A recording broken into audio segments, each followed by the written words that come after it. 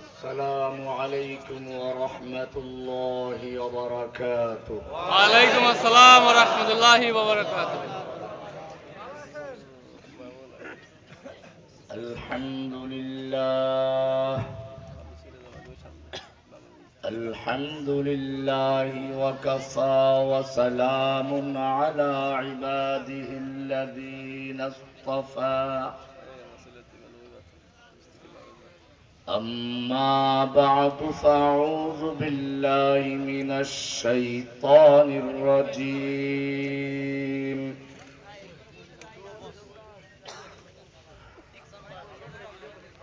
بسم الله الرحمن الرحيم.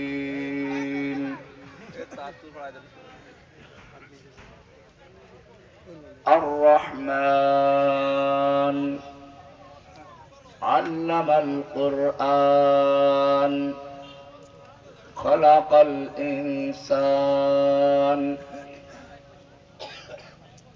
وقال رسول الله صلى الله عليه وسلم: عصابتان أحرزهم الله من النار، عصابة تغزو الهند وعصابة تكون مع عيسى ابن مريم. صدق الله تعالى وصدق رسوله النبي الأمي الكريم، ونحن على ذلك لمن الشاهدين والشاكرين، والحمد لله رب العالمين. অদ্য ৩রা ডিসেম্বর রোজ মঙ্গলবার মাগুরা জেলার মোহাম্মদপুর থানার অন্তর্গত নহাটা ইসলামী যুব সংগঠন ও তাওহীদি জনতার উদ্যোগে মাগুরা জেলা ইসলামী মহাসম্মেলনের সম্মানিত সভাপতি হযরত উলামায়ে কিরাম, বিভিন্ন স্থান থেকে আগত কোরআন ও হাদিসের সঠিক অনুসারী তাওহীদি জনতা, পর্দার আড়ালে অবস্থানরত আমার মা ও বোনেরা, আল্লাহ সুবহানাহু ওয়া তাআলার মহান দরবারে লাখ শুকরিয়া জ্ঞাপন করছি, যিনি আমাদেরকে ইসলাম ও মুসলিমের এক কঠিন মুহূর্তে আমাদেরকে এই মাহফিলে আসার এবং বসার তৌফিক এনায়েত করেছেন। এজন্য বলি আলহামদুলিল্লাহ। আমরা এই মাহফিলে আসার একমাত্র উদ্দেশ্য কোরআন ও হাদিসের কিছু কথা বলা ও শোনা। এজন্য সকলের প্রতি অনুরোধ থাকবে, যে যেখানে স্থান পান মেহেরবানি করে বসে পড়ুন। আল্লাহ সুবহানাহু ওয়া তাআলা এই মাহফিলের প্রতি সাকিনা নাযিল করেন। আল্লাহুম্মা আমিন। যারা দাঁড়িয়ে থাকবেন, মূলত তারা ফেরেশতাদের কষ্ট দিচ্ছেন। তারা একটা সুন্দর মসজিদ দেখতে চায়। আল্লাহ ফখর করেন মসজিদকে নিয়ে, গর্ব করেন। আমরা ইলম অর্জন করতে এসেছি। প্রথমেই আমি আপনাদেরকে যে কথা বলতে চাই তা হচ্ছে, ইলম অর্জন করার মাধ্যম হচ্ছে তিনটা। কয়টা? ইলম অর্জন করার মাধ্যম কয়টা? তিনটা। আলাতুল ইলমি সালাসা। ইলম অর্জন করার মাধ্যম তিনটি। কোন কিছু জানাকে বলে ইলম, অজানাকে জানা, এটার নাম কি? ইলম। এই অজানাকে জানার মাধ্যম কয়টা? তিনটা। এক নম্বর হচ্ছে আল হাওয়াসুল খামসা, পঞ্চ ইন্দ্রিয়, পাঁচটা বাহ্যিক ইন্দ্রিয় আছে যার মাধ্যমে আমরা অজানাকে জানি। একটা হচ্ছে চক্ষু, আমরা দেখি চোখ দিয়ে, কান দিয়ে শুনি, নাক দিয়ে ঘ্রাণ নেই, জিহ্বা দিয়ে মজা নেই, ত্বকের স্পর্শ দিয়ে আমরা অনুভব করি। কয়টা হলো? এই পাঁচটা মিলে হলো একটা পঞ্চ ইন্দ্রিয়। এই পাঁচটার কাজ খুব বেশি না। এর কাজ হচ্ছে চোখের কাজ দেখা শেষ, কানের কাজ শ্রবণ করা, চোখের কাজ দেখা, জিহ্বার কাজ স্বাদ নেওয়া, এরকম নাকের কাজ ঘ্রাণ নেওয়া, ত্বকের কাজ স্পর্শের মাধ্যমে অনুভব করা। এইগুলোর কাজ যেখানে শেষ হয়ে যায়, ওখান থেকে দ্বিতীয়টার কাজ শুরু হয়। দ্বিতীয়টার নাম হচ্ছে আল আকল। দ্বিতীয়টার নাম কি? আল আকল। আকল, বিবেক, বুদ্ধি। এটা মাথার মধ্যে কারখানার মতো কাজ করে। এক যুবক রাস্তায় একটা মেয়ে দেখতে পেল, খুব সুন্দরী, তার নজর আটকে গেছে, চোখে ক্যামেরা করেছে। চোখের কাজ দেখা, সে তার কাজ সম্পন্ন করেছে। এইবারে ওই মেয়েটাকে সে কোথায় পাবে, কেমনে তার সাথে কথা বলবে, কিভাবে চিঠি লিখবে, ঠিকানা পাবে কোথায়, এই যে মাথার ভিতরে বুদ্ধি আটতে শুরু করলো, একটা কারখানার মতো ওখানে সবকিছু তৈরি হচ্ছে। এই কারণে আল্লাহ তাআলা বলছেন, আল্লাহু ইয়ালামু মা তাসনাউন। আল্লাহ তাআলা জানেন তোমাদের কারখানায় কি প্রোডাক্ট হচ্ছে, কি উৎপন্ন হচ্ছে। কারখানা কই পাইলাম আমরা? এখানে মাথার মধ্যে কারখানাই আছে।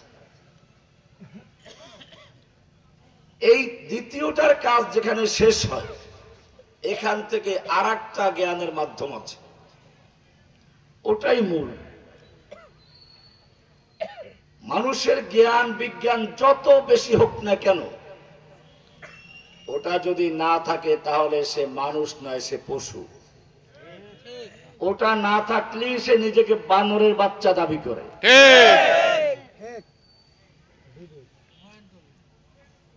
শৌল মাছ, গজার মাছ দেখতে একরকম। আজ পর্যন্ত কি কেউ বলেছে গজার মাছগুলোর আদি পুরুষ হচ্ছে টাকি মাছ? না। পাবদা মাছ, বোয়াল মাছ দেখতে কাছাকাছি। কেউ কি বলেছে এই পাবদা মাছগুলোই হচ্ছে বোয়াল মাছের আদি পুরুষ? তাহলে মানুষের সঙ্গে বানরের কিছু মিল থাকলেই কেন একদল মানুষ নিজেদেরকে ভাবতে শুরু করে, ও এই যে বানর গুলো আছে, ওরাং ওটাং আছে, শিম্পাজি আছে, তোরাই আমাদের বাপ দাদা।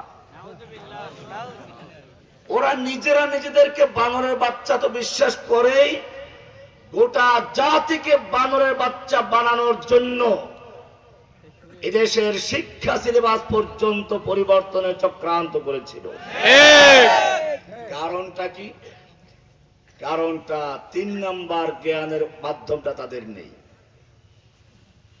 আল্লাহ রাব্বুল আলামিন সেটা জানিয়ে দিয়েছেন। তোমার চোখ দিয়ে দেখতে হলে যেমন আলোর প্রয়োজন, চোখের পাওয়ার তোমার যত ভালো থাকুক না কেন, যদি আলো না থাকে দেখতে পাবেন না। সূর্যের আলো, চাঁদের আলো, মোমবাতির আলো, তারকার আলো, আরো কত কিছু, বিদ্যুতের আলো, কোন প্রকার আলো যদি তোমার চোখের সামনে না জ্বলে, তোমার চোখের পাওয়ার যত ভালো হোক না কেন, তুমি কিছুই দেখতে পাবে না। ঠিক তেমনি ভাবে তোমার ওই যে জ্ঞানের চক্ষু, আকলের চক্ষু, বিবেক বুদ্ধির চক্ষু, এই চক্ষু দিয়েও যদি দেখতে হয়, এটার সামনে একটা বিশেষ আলোর প্রয়োজন। সেই আলো বিদ্যুতের আলো নয়, সেই আলো চাঁদের আলো নয়, তারকার আলো নয়, সূর্যের আলো নয়, মোমবাতির আলো নয়। সেই আলো হচ্ছে কদ জাআকুম মিনাল্লাহি নূরুন ওয়া কিতাবুম মুবিন। জোরে বলুন সুবহানাল্লাহ।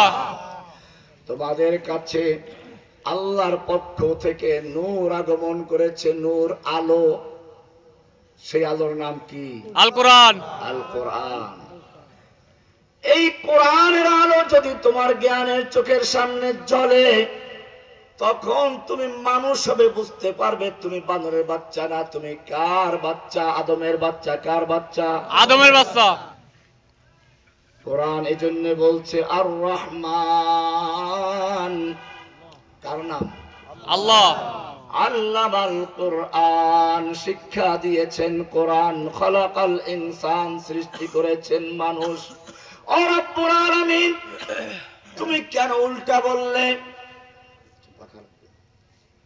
তুমি কেন উল্টা বললে? আমরা তো দেখি মানুষ সৃষ্টি হয় আগে, তারপরে কোরআন শেখে, কিন্তু তুমি তো বললে আল্লামাল কোরআন আগে, খলাকাল ইনসান পরে। পরে। উল্টা কেন হলো? আল্লাহ রাব্বুল আলামিন জানিয়ে দিলেন, দেখো না বিষয়টা কেমন। ওই যে ঢাকা বিশ্ববিদ্যালয় থেকে পাশ করে, এর পরেও যখন পহেলা বৈশাখ আসে, বাঘের মুখোশ, ভল্লুকের মুখোশ, হাতির মুখোশ, ভুতুম পেঁচার মুখোশ পরে তারা জাতির সামনে কিভাবে নিজেদেরকে জানান দেয় যে আমরা যতই বড় শিক্ষিত হই, আমরা কিন্তু মানুষ নই, আমরা বাঘ, ভল্লুক, হিংস্র পশু হয়ে তোমাদের মাঝে আসতেছি। নাউযুবিল্লাহ। এরা আসলেই পশু। কারণ কি? যতক্ষণ পর্যন্ত তোমার জ্ঞান চোখের সামনে কোরআনের আলো না জ্বলবে, ততক্ষণ পর্যন্ত তুমি পশু। ঠিক।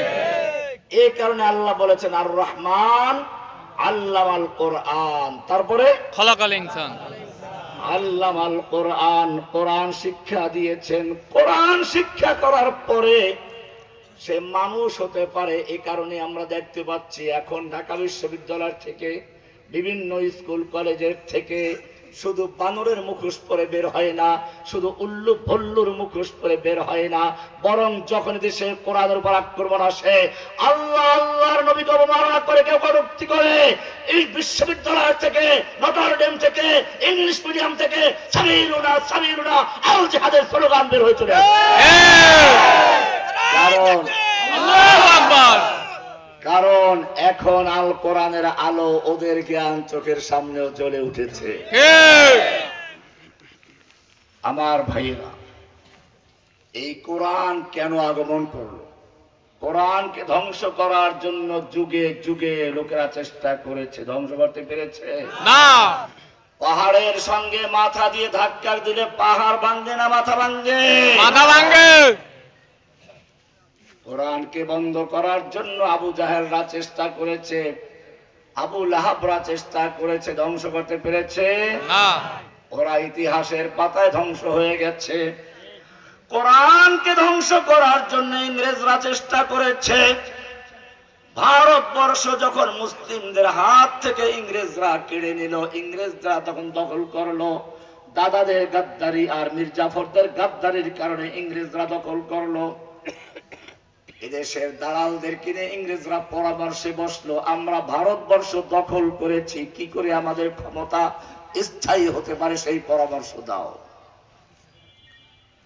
এদেশের ইংরেজ দালালরা পরামর্শ দিল, এদেশে তোমাদের শত্রু, একমাত্র শত্রু হচ্ছে মুসলিম উম্মাহ, মুসলিম জাতি। যতক্ষণ পর্যন্ত মুসলিম জাতি ভারতবর্ষে মাথা উঁচু করে থাকবে, ততক্ষণ পর্যন্ত ইংরেজদের পা স্থায়ী হতে পারে না।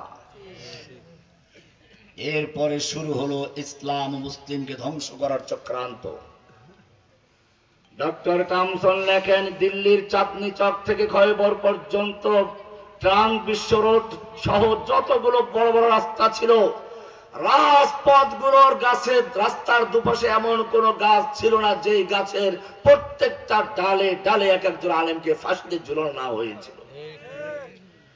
ওলামায়ে কেরামদেরকে শুকরের চামড়ার ভিতরে ঢুকিয়ে ঘোড়ার পায়ের সঙ্গে বেঁধে দিয়ে দৌড়ানো হয়েছে। ওলামায়ে কেরামদেরকে হত্যা করা হলো। অনেক আলেমদেরকে আন্দামান দ্বীপে নির্বাসন দেওয়া হলো। এরপরেও লক্ষ লক্ষ কোরআনে কারীমকে দিল্লি শাহী মসজিদের চত্বরে এনে একসাথে আগুন দিয়ে পুড়িয়ে দেওয়া হলো। মাদ্রাসাগুলোকে ঘোড়ার আস্তাবল বানানো হলো, মসজিদগুলোকে পুড়িয়ে দেওয়া হলো। মসজিদ মাদ্রাসার নামে হাজার হাজার একর সম্পত্তি অক্ষ ছিল, সবগুলো অক্ষ সম্পত্তি বাতিল করে দাদাদেরকে জমিদারি দেওয়া হলো। এই যে দেখেন না, দাদারা বিভিন্ন স্কুল কলেজের নাম তাদের নামে করেছে, এটা ওদের বাপ দাদার জমি নয়। মুসলিমদের মাদ্রাসা মসজিদের অর্থ সম্পত্তি ইংরেজদের দালালি করে তাদের নামে লিখিয়ে নিয়েছিল, তারপরে সেখান থেকে তাদের নামে স্কুল কলেজ করেছে। এদেশ ওদের নয়। এরপরেও যখন দেখলো যে না, ভারতবর্ষের থেকে ইংরেজ বিরোধী আন্দোলন থেমে যাচ্ছে না, বরং দাবানলের মতো জ্বলে উঠছে, তখন তারা আবার পরামর্শে বসলো। ইংরেজরা পরামর্শে বসলো, দালালদেরকে জিজ্ঞেস করলো, তোমাদের পরামর্শ অনুযায়ী মাদ্রাসা পুড়িয়েছি, তোমাদের পরামর্শ অনুযায়ী মসজিদ বন্ধ করে দিয়েছি, তোমাদের পরামর্শ অনুযায়ী আলেমদেরকে কারাবন্দী করেছি, সাইদিকেও কারাবন্দী করেছি, রহমানীকেও করেছি, মামুনদেরকেও করেছি, হেফাজতকেও করেছি, সব আলেম ওলামাদেরকে কারাবন্দী করেছি, বলো তারপরেও কেন আমাদের বিরুদ্ধে আন্দোলন বন্ধ হচ্ছে না? অবশ্য ওই সময় আমরা ছিলাম না, আমাদের ওস্তাদরা ছিলেন। ওলামায়ে দেওবন্দের বড় বড় আকাবিরদেরকে হত্যা করা হয়েছে। আপনারা দেওবন্দের কয়েকজন আলেমের নাম তো সবাই জানেন। ইংরেজদের বিরুদ্ধে তারা স্বাধীন একটা রাষ্ট্র গঠন করেছিল। এই স্বাধীন রাষ্ট্রের থানা ভবনকে কেন্দ্র করে এই স্বাধীন রাষ্ট্রের আমিরুল মুমিনিন ছিলেন হাজী ইমদাদুল্লাহ মুহাজিরি মক্কি রাহমাতুল্লাহ আলাইহি। ওই স্বাধীন রাষ্ট্রের প্রধান সেফা সালার ছিলেন দেওবন্দের প্রতিষ্ঠাতা কাসেম নানতবী রাহমাতুল্লাহ আলাইহি। ওই স্বাধীন রাষ্ট্রের প্রধান কাজীউল কুযাত, প্রধান বিচারপতি ছিলেন রশিদ আহমদ গঙ্গুহি রাহমাতুল্লাহ আলাইহি। কিন্তু ওখানেও কিছু গাদ্দারির কারণে হাফেজ জামিল শহীদ আহমদ শহীদ হয়ে যান, অনেক আলেমদেরকে হত্যা করা হয়। হাজী ইমদাদুল্লাহ মুহাজিরি মক্কি রাহমাতুল্লাহ হিজরত করে মক্কায় চলে যান। রশিদ আহমদ গঙ্গুহি, কাসেম নানতবী রাহমাতুল্লাহ তারা গোপনে চলে যান। এরপরে তারা দেখলেন যে এইভাবে সম্মুখ যুদ্ধকে আমরা পারছি না, পরে দারুল উলুম দেওবন্দের প্রতিষ্ঠা করেন। ইংরেজরা পরামর্শে বসলো, আমরা মাদ্রাসা বন্ধ করেছি, মসজিদ বন্ধ করেছি, ইংরেজ বিরোধী আন্দোলন কেন আবার দাবানলের মতো জ্বলে উঠছে? এইবারে ইংরেজদের দালালরা মাদ্রাসার কিছু ছাত্রদেরকে নিয়ে দেখালো, এই 12-13 বছরের বাচ্চা, 9 বছরের বাচ্চারা, তোমরা কাগজে কোরআন জ্বালিয়ে দিয়েছো, ইটের মাদ্রাসা মসজিদ পুড়িয়ে দিয়েছো, কিন্তু এই যে 12-13 বছরের বাচ্চা, প্রত্যেকটার বুকের ভিতরে 30 পারা কোরআন সংরক্ষিত রয়েছে। সুবহানাল্লাহ। যেই কোনো মুহূর্তে তারা কোরআন লিখে দিবে। এই কোরআন তোমাদের এইভাবে ধ্বংস করা সম্ভব নয়। ইন্না নাহনু নাযালনা যিকরা ওয়া ইন্না লাহু লাহাফিজুন। আল্লাহ রাব্বুল আলামিন বলেন, আমি কোরআনকে নাজিল করেছি, কিয়ামত পর্যন্ত কোরআনকে সংরক্ষণ করার দায়িত্বটাও আমি আল্লাহ নিজে গ্রহণ করেছি। জোরে বলুন সুবহানাল্লাহ। কোরআন সংরক্ষণ করার দায়িত্ব নিয়েছে কে? কোরআনকে যারা বন্ধ করতে চাবে, কোরআনের মাহফিলকে যারা বন্ধ করতে চেয়েছিল, কোরআনের কণ্ঠস্বরদেরকে যারা জেলে ঢুকিয়েছিল, আল্লাহ রাব্বুল আলামিন দেখিয়ে দিয়েছেন শেষ পর্যন্ত রান্না করা খাবার খেতে দেওয়া হয় নাই, পরিপাক করার সুযোগ দেওয়া হয় নাই, পরিপাক না করে পালাতে বাধ্য হয়েছে।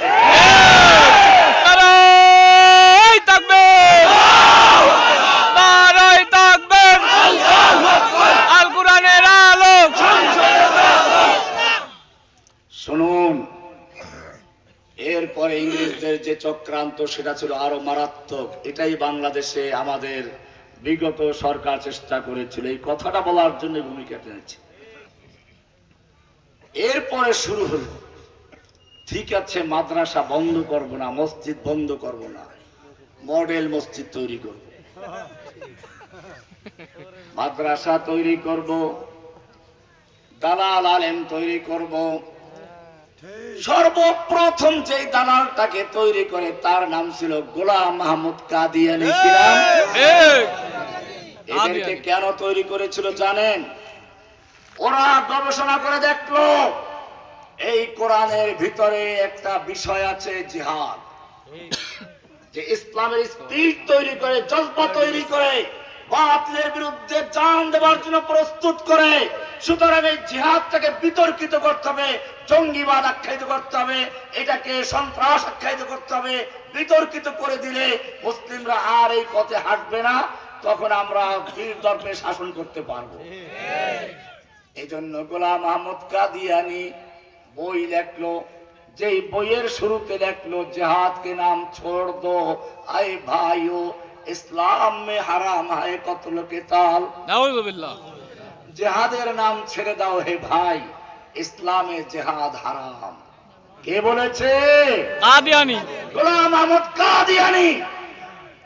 শুধু এ পর্যন্তই নয়, তার উক্তি ছিল কোরআনের সব ভালো, কিন্তু জিহাদের নামে কোরআনের মধ্যে নাউযুবিল্লাহ কিছু দুর্গন্ধ আছে। নাউযুবিল্লাহ।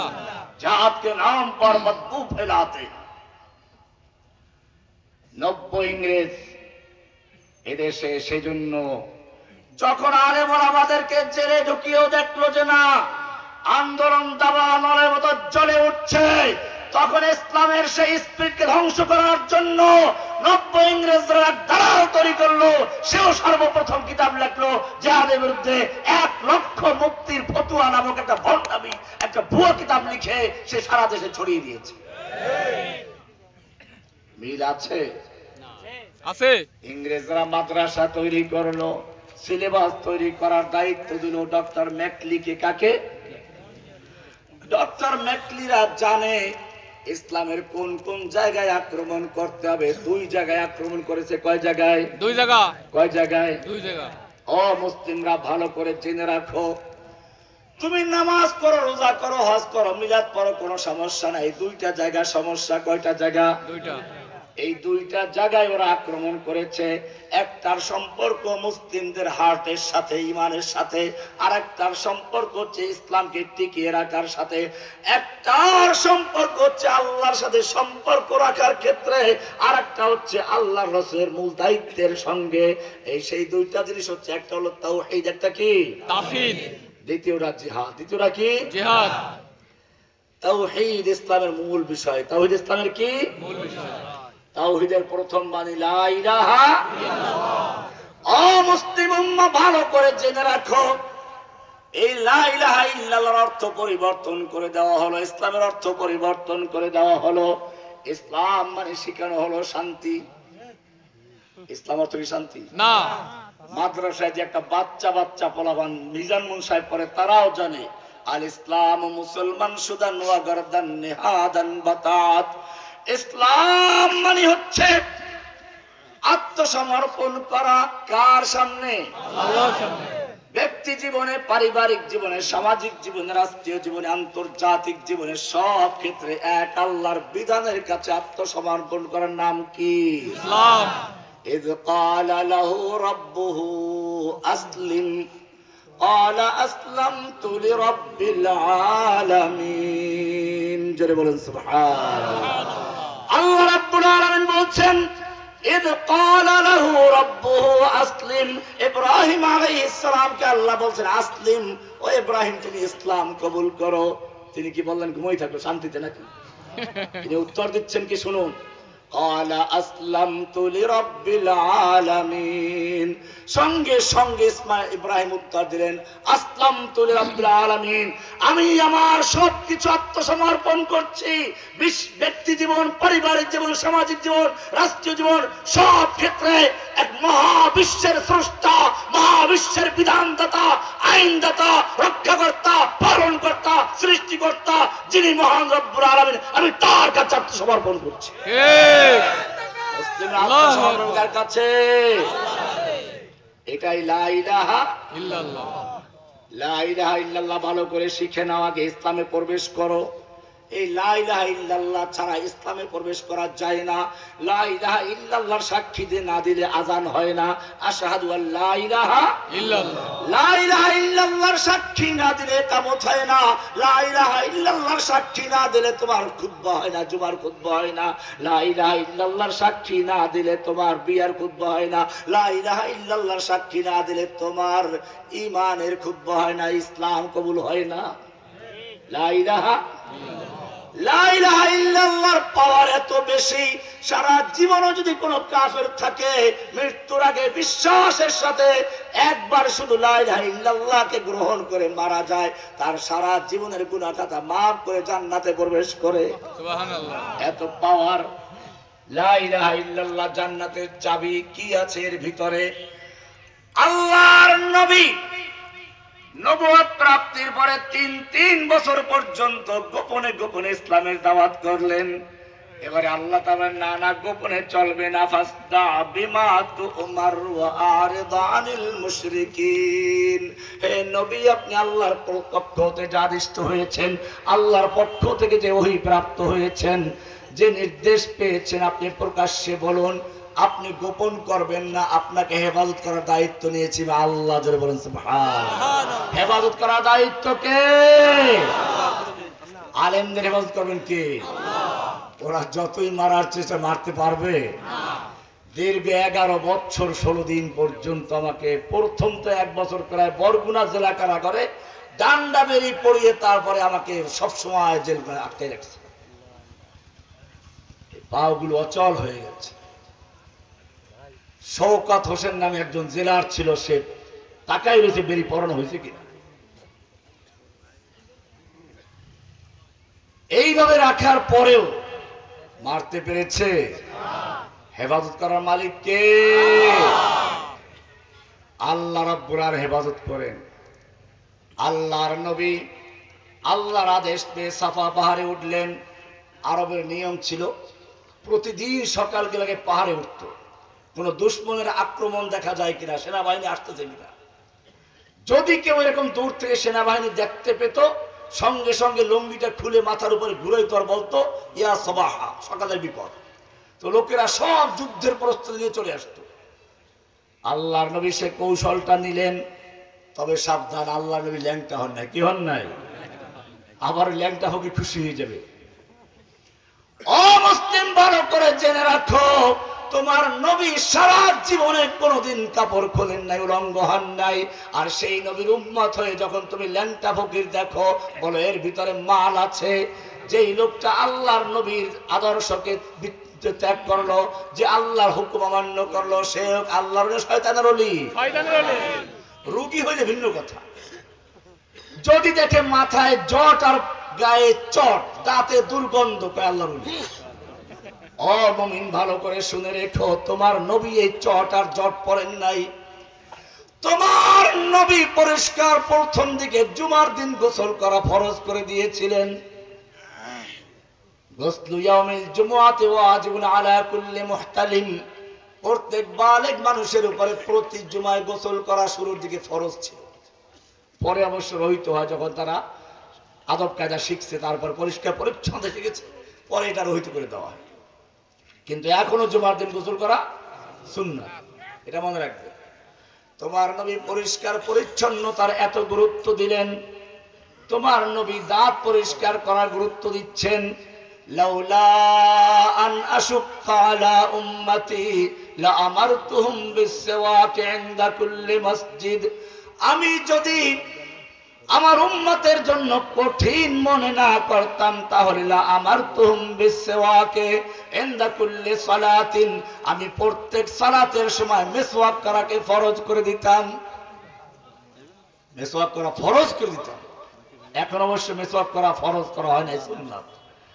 শুধু সুন্নাত না, যদি মিসওয়াক করে এক ওয়াক্ত নামাজ পড়া হয়, মিসওয়াক ছাড়া পড়লে যে পরিমাণ সওয়াব পাওয়া যায়, মিসওয়াক করলে তার চেয়ে 25 গুণ সওয়াব বেশি পাওয়া যায়। সুবহানাল্লাহ। যেই নবী আতর ব্যবহার করতেন, রাস্তা দিয়ে চলে গেলে 1 ঘন্টা পরে কেউ গেল বুঝতে পারতো এই রাস্তা দিয়ে আমার নবী চলে গেছেন। এত সুন্দর সুগন্ধি ব্যবহার করতেন। আর সেই নবীর উম্মত যখন দেখে কোন ল্যাংটা ফকির মলা চট আর জট পরা, আবার চট করে ঢুকে পড়ে না। কি বলছি বুঝেন নাই? চট করে কেউ ঢুকে পড়ছে তা বলছি না। চট আর জট পরে, মুখে ময়লা, দাঁতে ময়লা, মাছি ভ্যান করে খায় গাঁজা, এরপরে বলে আল্লাহর ওলি। এগুলো আল্লাহর ওলি, শয়তানের ওলি? বলছিলাম আল্লাহর নবী সাফা পাহাড়ে উঠলেন, জোরে ডাক দিলেন, ইয়া সাবাহা, সকালের বিপদ। আওয়াজটা সেই যুবকের যে মক্কায় আল আমিন নামে খ্যাত, যে কখনোই প্রতারণা করে না, ধোঁকাবাজি করে না। মক্কার সব নেতারা হাজির হয়ে গেছে। এইবারে আল্লাহর নবী সব নেতাদের সামনে উপস্থিত হয়ে বললেন, ও মক্কার নেতারা, আমি তোমাদেরকে যদি বলি এই পাহাড়ের অপর প্রান্তে শত্রু বাহিনী ওত পেতে বসে আছে, তোমরা আমার কথা বিশ্বাস করবে কি? সব নেতারা এক বাক্যে বলে উঠলো, অবশ্যই বিশ্বাস করব। মা জাররাবনাকে কাযিবান কত্তু, আমরা তোমার থেকে কখনো মিথ্যা কথা শোনার অভিজ্ঞতা অর্জন করি নাই। এইবারে আল্লাহর নবী বললেন, ওহে মক্কার নেতারা শোনো, লাউ কুলতুম কালিমাতান ওয়াহিদাতান, যদি একটা কথা বিশ্বাস করো, একটা কথা মেনে নাও, তামলুকুনা বিহার আরব, গোটা আরব দেশের মালিক বনে যাবে। ও তাদিনু লাকুমুল আজম, অনারব বিশ্ব তোমাদের দিন ধর্ম গ্রহণ করবে। মাত্র একটা কথা বলো, তাহলে তোমাদের নেতৃত্ব, তোমাদের কর্তৃত্ব, তোমাদের মালিকানা গোটা আরব দেশে প্রতিষ্ঠিত হবে, গোটা বিশ্বের মানুষ তোমাদের দিন গ্রহণ করবে। কয়টা কথা? মক্কার আবু জাহালরা এখনো খুশি না বেজার? খুশি হলো, খুব খুশি এখনো। কারণ একটা কথা মানলে ওদের গোটা দেশের উপর নেতৃত্ব চলে আসবে, মালিক হয়ে যাবে। আবু জাহাল দাঁড়িয়ে বলল, মুহাম্মদ তাড়াতাড়ি বলো, আর সহ্য হচ্ছে না। একটা কথা মানলে পরে যদি গোটা বিশ্বের মালিকানা আমাদের সামনে চলে আসে, অলাউবি আশারা, একটা নয় 10টা মানবো, বলো তাড়াতাড়ি। এইবারে আল্লাহর নবী সেই ঐতিহাসিক ঘোষণা দিলেন, ইয়া আইয়ুহান নাস কুলু লা ইলাহা ইল্লাল্লাহ তুফলিহুন তা'বুদুনাল্লাহ ওয়াহদাহু ওয়া তাখলাউনা মা তা'বুদুনা মিন দুনিল্লাহ। সেই একটা কথা হচ্ছে লা ইলাহা ইল্লাল্লাহ। লা মানে নেই, ইলাহ মানে কোন মাবুদ যার আনুগত্য করা যায়, যার পূজা করা যায়, যার উপাসনা করা যায়, যার হুকুম মানা যায়, যার কাছে প্রার্থনা করা যায়, যার নামে দোয়া করা হয়, যার নামে পশু জবাই করা হয়, যে সন্তান দেওয়ার মালিক, যে মকসুদ পূরণ করার মালিক। লা ইলাহা, নেই কোন এরকম ইলাহ, সব বাতিল, ইল্লাল্লাহ, একমাত্র আল্লাহ ছাড়া। আল্লাহর নবী জানিয়ে দিলেন, একটা বিল্ডিং এ যেরকম পুরাতন বিল্ডিং রং করতে গেলে আগে মানুষেরা পুরাতন রংটা ঘষে মেজে ধুয়ে মুছে পরিষ্কার করে এরপরে নতুন রং করে, ঠিক তেমনি ভাবে লা ইলাহার মানে হচ্ছে লা ইলাহা, অন্তর থেকে যত গায়রুল্লাহ আছে, যত পচা গায়রুল্লাহ আছে, গাজা বাবা, লেংটা বাবা, দরগাওয়ালা, দুর্গাওয়ালা, গেসুদারাজ, জুলফিদারাজ, দরবেশ বাবা, যত বাবা আছে, অন্তর থেকে সব উল্লেখ করে সবগুলো উৎখাত করে দিয়ে পরিষ্কার পরিচ্ছন্ন করে শুধু একজনকে বসাবে, তার নাম কি? লা ইলাহা ইল্লাল্লাহ। এটার নাম তাওহীদ। এর নাম কি? তাওহীদ। এটা হচ্ছে এক, এটার নাম কি? তাওহীদ মানে এক। তাওহীদ মানে কি? এক। কিরকম? তুমি শূন্য রাখলে একটা শূন্য কোনো মূল্য আছে? আরো শূন্য, আরো শূন্য, আরো শূন্য, কোনো মূল্য নেই। 1,00,000 শূন্য লেখলেও কোনো মূল্য নেই। এবারে তুমি একটা এক লেখলা, এক, এরপরে একটা শূন্য দিলে কত হয়ে গেছে? আর এক শূন্য কত হলো? 100। আর এক শূন্য কত? 1000। আর এক শূন্য কত? 10,000। আর এক শূন্য কত? 1,00,000। এক যখন শুরুতে আছে, এবারে তুমি ডান দিকে যত শূন্য বসাও, সব শূন্যগুলো একের মূল্য তত বৃদ্ধি করতে থাকবে, ঠিক কিনা? অমুসলিম, তোমারও সেরকম অন্তর দিয়ে এক থাকি, এক লা ইলাহা, সব কিছু বা উৎখাত করে দিয়ে এক আল্লাহর হুকুম মানবো, এক আল্লাহর কথা মতো চলবো, এক আল্লাহর বিধান কায়েম করব, এক আল্লাহর জন্য জীবন দেব, এক আল্লাহর জন্য মরবো। কুল ইন্না সালাতি ওয়া নুসুকি ওয়া মাহইয়ায়া ওয়া মামাতি লিল্লাহি রাব্বিল আলামিন। ও মুমিন, তুমি বলো, আল্লাহ বলছেন বলো, কুল বলো, ইন্না সালাতি ওয়া নুসুকি, নিশ্চয়ই আমার সালাত, আমার কুরবানি, আমার ত্যাগ, আমার জীবন, আমার মরণ সব কার জন্য? ওয়াল আউয়াল ওয়াল আখির ওয়াল যাহির ওয়াল বাতিন, তিনি আমার জাহির, তিনি বাতিন, তিনি শুরু, তিনি শেষ, তিনি কে? আল্লাহ। লা ইলাহা ইল্লাল্লাহ। এইটা যদি স্থিরভাবে বসাইতে পারেন, তারপরে আপনি যত আমল করবেন সব ওই একের মূল্য বাড়াবে, ঠিক কিনা? ওইটা না থাকলে আপনি যত তাহাজ্জুদ পড়েন, যত কোরআন পড়েন, আর যত মসজিদ তৈরি করেন, সব দিয়ে কোনো মূল্য নাই। এক লোক রাস্তায় একটা সুন্দরী মেয়ে পাইছে, ধরে নিয়ে আসছে, এনে তাকে উযু করায়, গোসল করায়, কোরআন পড়ায়, বোরকা পড়ায়, জায়নামাজ বিছাই দিয়ে নামাজ পড়ায়, তাহাজ্জুদ পড়ায়, হজ করায়, উমরা করায়, সব কঠোর শরিয়া মেনে খাস পর্দা করে ঘর সংসার করছে, মগর বিয়ে করে নাই। কি করে নাই? কি করে নাই? বিয়ে করে নাই, বাকি সব ঠিক আছে। আপনারা বলুন, বিয়ে করা ছাড়া এই কোরআন পড়া, ঘর শরিয়াত মেনে ঘর সংসার করা, বোরকা পড়ার কোনো অর্থ আছে? বিয়ে করা ছাড়া যেরকম ভাবে বোরকা পড়লে, কোরআন পড়লে, নামাজ পড়লে, হেজাব করলে, কঠোর শরিয়া মেনে ঘর সংসার করলে, হালাল হারাম বাছাই করলেও কোনো মূল্য নাই, ঠিক তেমনি ভাবে তোমার লা ইলাহা ইল্লাল্লাহ যদি ক্লিয়ার না থাকে, আশহাদু আল্লা ইলাহা ইল্লাল্লাহ, এটা যদি ক্লিয়ার না থাকে, এটা যদি তোমার পরিষ্কার না থাকে, তোমার অন্তরে আল্লাহ ছাড়া অন্য কিছু থাকে, তাহলে তোমার সব জিরো, তোমার বরবাদ।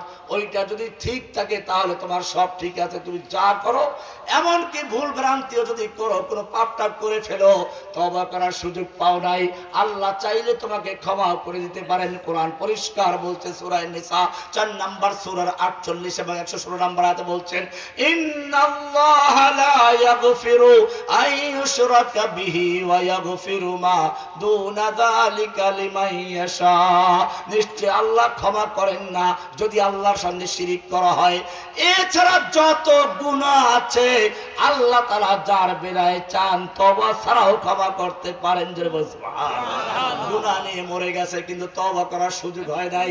কয় যে দেখো শিরক আছে কিনা, শিরক যদি না থাকে আল্লাহ বলেন আমি মাফ করতে পারি, কিন্তু শিরক নিয়ে যদি যাও, তোমার যত তাসবিহ তাহলিল ইবাদত থাকবে আমি ক্ষমা করব না। ও মুসলিম, পরিষ্কার হয়ে গেল।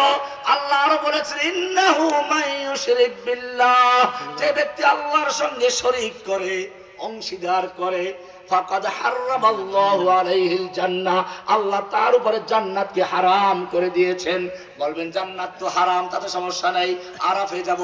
কয় না, ওয়া মাওয়াহুন নার, ওর ঠিকানা হলো জাহান্নাম। কয় তাতেও সমস্যা নাই, আমাকে পিসা হুজুর আমাকে ছাড়াই নিয়ে আসবে। আল্লাহ বলেন, ওয়া মা লিজ জালিমিনা মিন আনসার, যারা শিরিক করে মারা যাবে তাদেরকে কোনো সাহায্যকারী থাকবে না, কোনো পীর বাবাও পারবে না, আল্লাহর নবীও পারবেন না।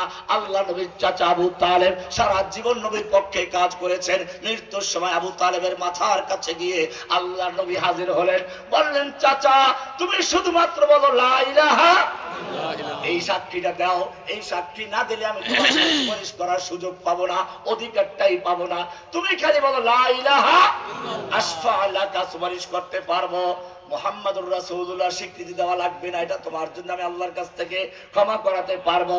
কিন্তু লা ইলাহা ইল্লাল্লাহর অংশ যদি না থাকে, তুমি যত বড় উপকার করে থাকো, আমার জন্য যত কাজ করে থাকো, কোনো কাজে আসবে না। আবু তালেব সব বুঝতো, সব জানতো, কিন্তু তার পাশে আছে আবু জাহেল, আবু লাহাব, মক্কার নেতারা। এই জন্য খেয়াল রাখবেন, বন্ধু বান্ধব নির্বাচন করতে সর্বনাশ, এই বন্ধুরাই জীবন নষ্ট করে।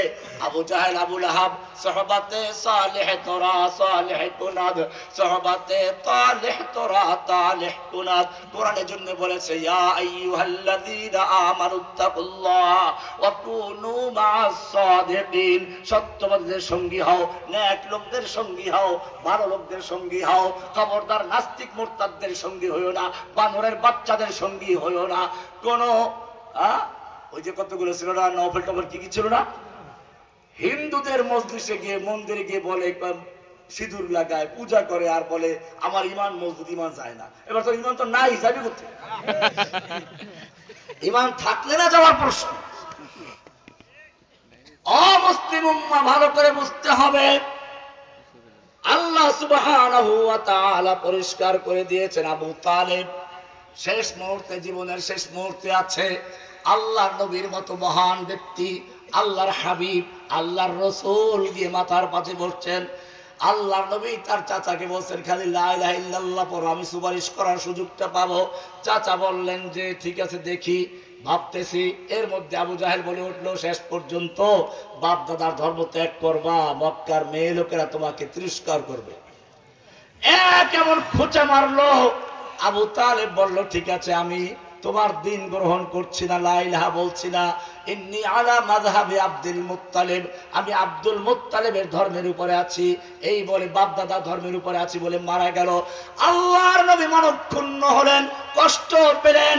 আল্লাহ রাব্বুল আলামিন সূরা কাসাসের 56 নম্বর সূরা 28 নম্বর সূরা 56 নম্বর আয়াত নাযিল করলেন, পরিষ্কার বলে দিলেন, ইন্নাকা লা তাহদি মান আহবাবতা, হে নবী তুমি যাকে ইচ্ছে করো, তোমার চাচা, তোমার খালু, তোমার আপন ভাই ব্রাদার, তুমি যদি ইচ্ছা করো তাকে হেদায়েত দিবে।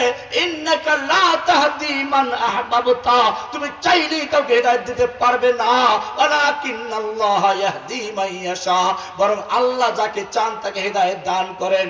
ওয়া হুয়া আ'লামু বিল মুহতাদিন, আল্লাহ ভালো করে জানেন কে হেদায়েত পাবে কে পাবে না, কে হেদায়েত পাওয়ার যোগ্য কে যোগ্য না। এই সব ইলম কার কাছে?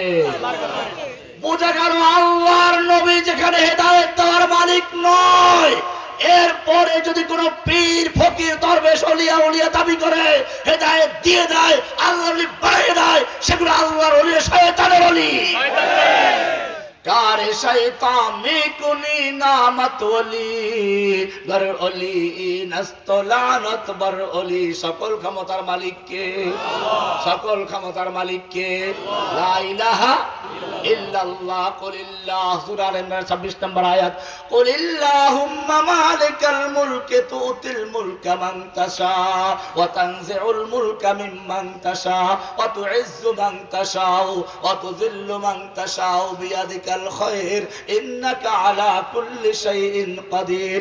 সূরা আল ইমরান 26 নম্বর আয়াত আল্লাহ বলছেন, কুলিল্লাহুম্মা মালিকাল মুলক, ও মুমিন তুমি ঘোষণা করে দাও, পরিষ্কার জানিয়ে দাও, নিজেকে বলো, মুমিনদেরকে বলো, আল্লাহুম্মা মালিকাল মুলক, সমস্ত ক্ষমতার মালিক তুমি। আল্লাহ ক্ষমতার মালিক কে?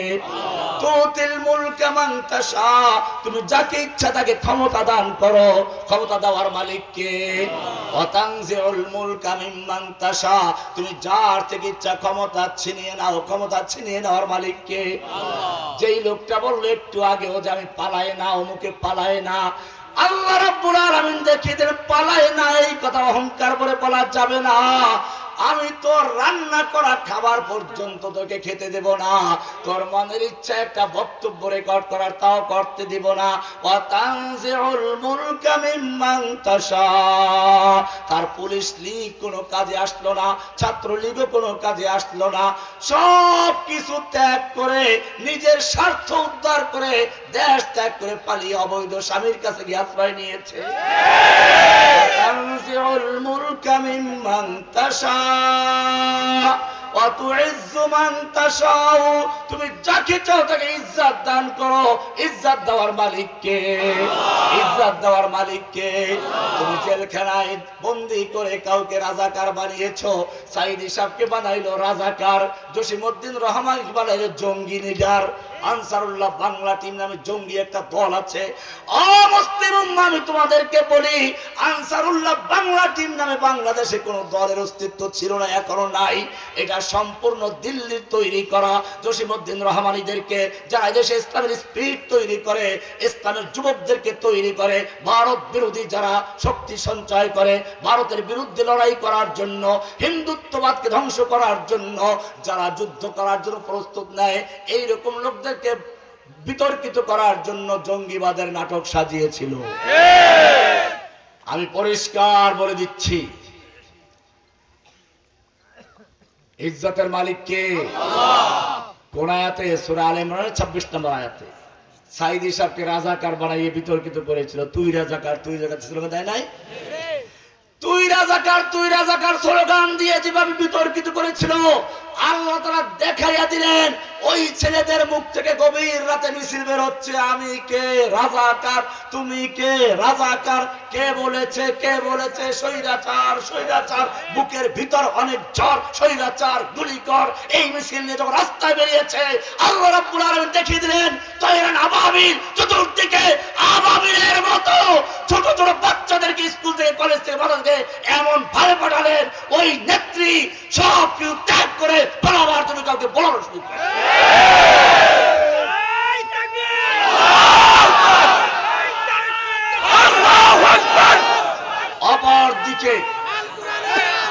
অপরদিকে যাদেরকে সে বিতর্কিত করার চেষ্টা করেছিল, আমি আপনাদেরকে বলতে চাই, সাইদি সাহেবকে রাজাকার বানিয়েছিল। সাইদি সাহেব কি রাজাকার ছিল? তার মৃত্যুর পরে ঢাকায় জানাজা পড়তে দেওয়া হয় নাই কেন জানেন? অত ইজ্জত দেওয়ার মালিককে। হাসিনা বুঝতে পেরেছিল যদি সাইদির জানাজা ঢাকাতে হয় তাহলে মরা সাইদি জীবিত সাইদির চেয়ে 100 গুণ শক্তি বেশি নিয়ে ঢাকার বুকে অবতীর্ণ হবে এবং লক্ষ লক্ষ জনতা ময়দানে এসে ওর তক্তা উল্টিয়ে ইসলামের শাসন কায়েম করে ছাড়বে। এই জন্য মরা সাইদিকে এত ভয় পাইল, জানাজা পর্যন্ত পড়তে দেয় না, ঠিক কিনা? এই তোর বাপের জানাজা পড়ার মতো লোক পাওয়া যায় নাই। 570 সাবান দিয়ে গোসল করিয়েছে, পচা কাপড় দিয়ে কাফন দিয়েছে। আর দেখ সাইদের জন্য কত লোক জানাজায় যাওয়ার জন্য পাগল হয়েছিল। যারা জেলে গেছে এদের সম্মান কমেছে? এদেশের একজন প্রখ্যাত আলেম শাইখুল হাদিস ইবনে শাইখুল হাদিসকে বিতর্কিত করার জন্য ধর্ষণের মামলা দিল। জেল থেকে বের হওয়ার পরে তার কি সম্মান কমেছে? জসিমউদ্দিন রহমানীকে বিতর্কিত করার জন্য জঙ্গিবাদী তকমা দেওয়া হলো, তার ইজ্জত কি কমেছে না বেড়েছে? মুমিন জেল জুলুম দিয়ে মুমিনের ঈমান দুর্বল করা যায় না। আমেরিকাতে একজন বন্দী আছেন ডক্টর আফিয়া সিদ্দিকা, 18টা আছে ডক্টরেট ডিগ্রি, হাফেজে কোরআন। এই মহিলাকে চরম নির্যাতন করতে করতে ওরা 2টা ছেলে করার সাথে হত্যা করা হয়েছে। এরপরে মহিলাকে দীর্ঘদিন পর্যন্ত কারাগারে বন্দী করে রেখে নির্যাতন করা হয়েছে। যখন তাকে আদালতে উঠানো হলো, যেই মহিলা এত সুন্দরী ছিল সেই মহিলার এখন বুড়ি হয়ে গেছে, তার চোখ খোলার মতো শক্তি নেই। কিন্তু আশ্চর্য বিষয়, আদালতে ওঠার সময় আপনারা দেখেছেন সে বলে হিজাব দাও, হিজাব দাও। কেন হিজাব চাচ্ছে? আমেরিকার গোয়েন্দারা গবেষণা করে দেখেছে, আমরা ডক্টর আফিয়াকে নির্যাতন করে করে তার দেহকে নিস্তেজ করতে পেরেছি, কিন্তু তার ঈমানকে চুল পরিমাণ দুর্বল করতে পারি না। ওলামায়ে কেরামদেরকে কারাগারে বন্দী করে ধ্বংস করার চেষ্টা করা হয়েছিল, কিন্তু আপনারা দেখেছেন যারা কারাগারে গিয়েছে তাদের শরীর নিস্তেজ হয়েছে ঠিকই, দুর্বল হয়েছে, বুড়ো হয়ে গেছে, কিন্তু তাদের ঈমান শক্তি এক চুল পরিমাণ কমে না। ইউরিদুনা লিইউতফিউ নূরাল্লাহি বিআফওয়াহিহিম ওয়াল্লাহু মুতিম্মু নূরিহি ওয়ালাউ কারিহাল কাফিরুন। ওরা আল্লাহর নূরকে ফুৎকার দিয়ে নিভিয়ে দিতে চায়, আল্লাহ তার নূরকে পূর্ণ করেই ছাড়বেন, যদিও কাফের গোষ্ঠী 14 দল মিলে বিরোধিতা করে। করতে পারবে না। আল্লাহ রাব্বুল আলামিন দেখিয়ে দিয়েছেন। বলছিলাম তাওহীদ, লা ইলাহা ইল্লাল্লাহ। এই লা ইলাহা ইল্লাল্লাহ হচ্ছে মুমিনদের শক্তির উৎস। মুমিনরা কোনদিন জনসংখ্যা, অস্ত্র সংখ্যার উপর ভিত্তি করে যুদ্ধ করে নাই, করেছে না।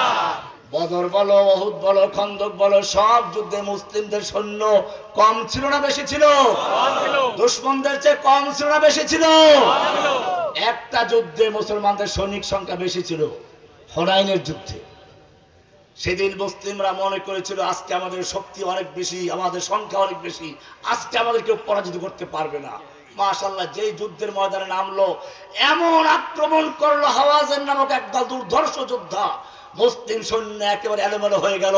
স্বয়ং আল্লাহর নবী পর্যন্ত একা ময়দানে পড়ে গেল। আল্লাহর নবী একা ময়দানে। এদিকে শয়তান ঘোষণা করে দিয়েছে মুহাম্মদ সাল্লাল্লাহু আলাইহি ওয়াসাল্লাম মরে গেছে। এই খবর শোনার পরে মুসলিম তাবুতে 2 অবস্থা হয়ে গেছে। একদল চিন্তা করলো নবী যখন জীবিত নয় তাহলে বেঁচে লাভ কি, মরণপণ যুদ্ধ করতে করতে শহীদ হয়ে গেল। আর একদল চিন্তা করলো নবী যখন মরে গেছে যুদ্ধ করে লাভ কি, পালাই। এইভাবে যখন এলোমেলো হয়ে গেল, আল্লাহর নবী ময়দানে মাঝখানে চলে আসলেন। তাআলাউ ইবাদাল্লাহ, এ আল্লাহর বান্দারা, আমি মরি নাই, আমি এখনো জীবিত আছি। আনান নবিয়্যুল কাযিবান ইবনে আব্দুল মুত্তালিব, আমি পালাই না, আমি পালাই না। ওইরকম না, আবার আমি পালাই না, আনান নবিয়ুল্লাহ কাযিমান আপনি আব্দুল মুত্তালিব, আমি আব্দুল মুত্তালিবের সন্তান, আমি পালাবার নবী নই, আমাকে কেন্দ্র করে যুদ্ধ করো। এরপরে যখন যুদ্ধ শুরু হয়ে গেল, আল্লাহ তাআলা বলছেন ওয়া ইয়াউমা হুনাইনিন ইয আজাবাতকুম কাসরাতুকুম ফালাম তুগনি আনকুম শাইআ, যখন তোমাদের সংখ্যা আধিক্য তোমাদের কাছে খুব মজার ব্যাপার ছিল, তোমাদের খুশি করেছিল, আনন্দ দিয়েছিল, ফালাম তুগনি আনকুম শাইআ, সংখ্যা আধিক্য তোমাদের কোনো কাজে লাগে নাই।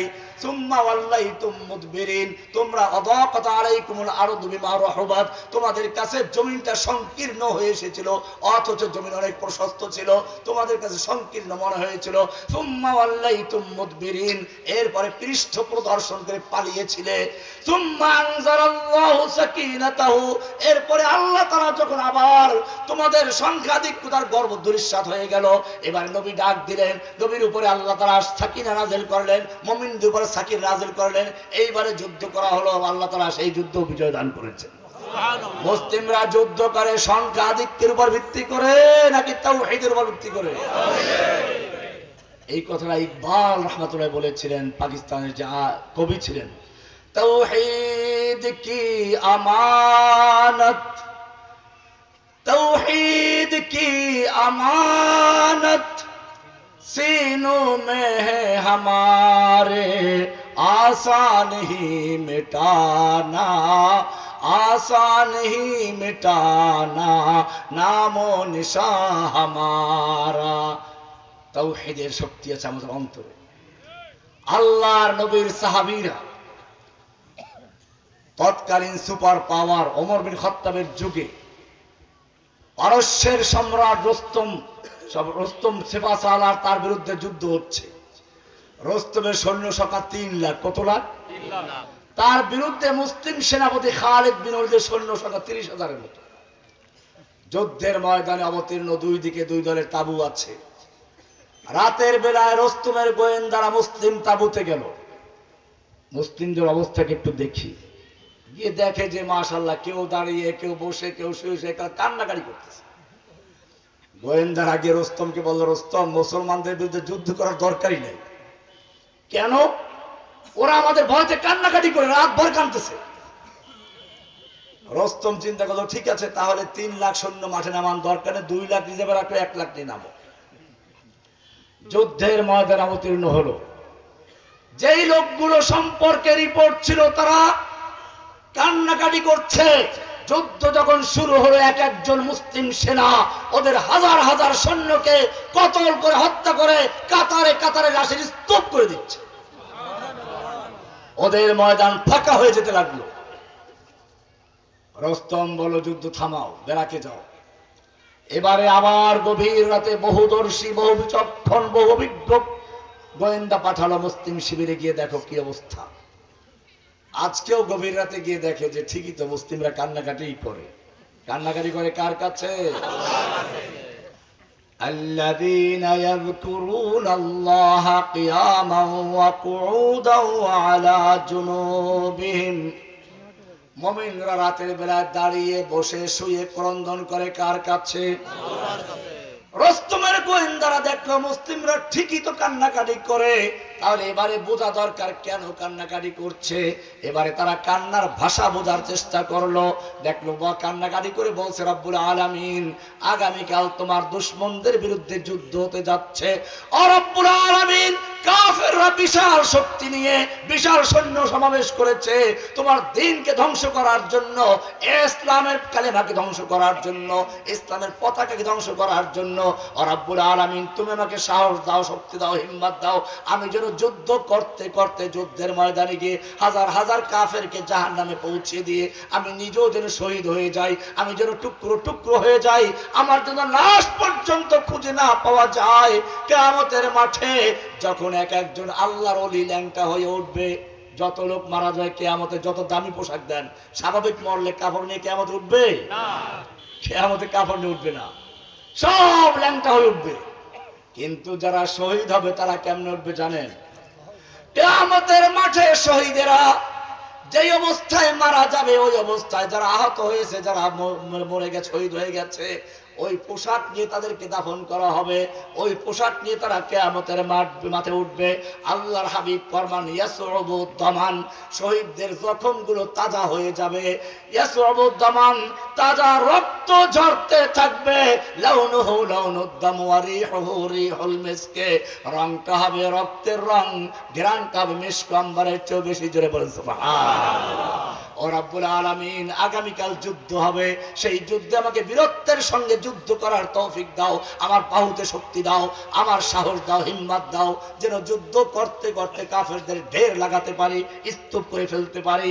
এই কান্নাকাটির ভাষা শুনে গোয়েন্দারা রুস্তমকে বলছে, দেখো ওরা কান্দে ঠিকই, তবে আমাদের ভয়তে নয়, বরং ওরা কান্নাকাটি করে ওদের স্রষ্টার কাছ থেকে এমন শক্তি পাচ্ছে, যেই শক্তি আমাদের সকল অস্ত্রকে বিকল করে দিতে পারে।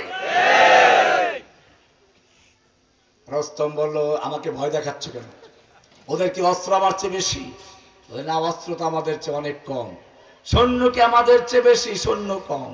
শক্তি কি ওদের গায়ে বেশি? না, তাও তো অনেক কম। রুস্তম খেপে গেল, অস্ত্র আমার বেশি, সৈনিক আমার বেশি, শক্তি আমার সৈনিকদের গায়ে বেশি, আমাকে ভয় দেখাচ্ছ কেন? রুস্তমের গোয়েন্দারা বলল, আমাদের সেপাসালার শুনে রেখো, হতে পারে অস্ত্র তোমার বেশি, সৈনিক তোমার বেশি, শক্তি তোমার সৈনিকদের গায়ে বেশি, কিন্তু জেনে রাখো তোমার সৈনিকদের কাছে সুন্দরী যুবতী নারী আর মদের পেয়ালা যত বেশি মূল্যবান, যত বেশি প্রিয়, মুসলিম সৈনিকদের কাছে আল্লাহর পথে জীবন দেওয়া তার চেয়ে অনেক বেশি প্রিয়, তার চেয়ে অনেক বেশি।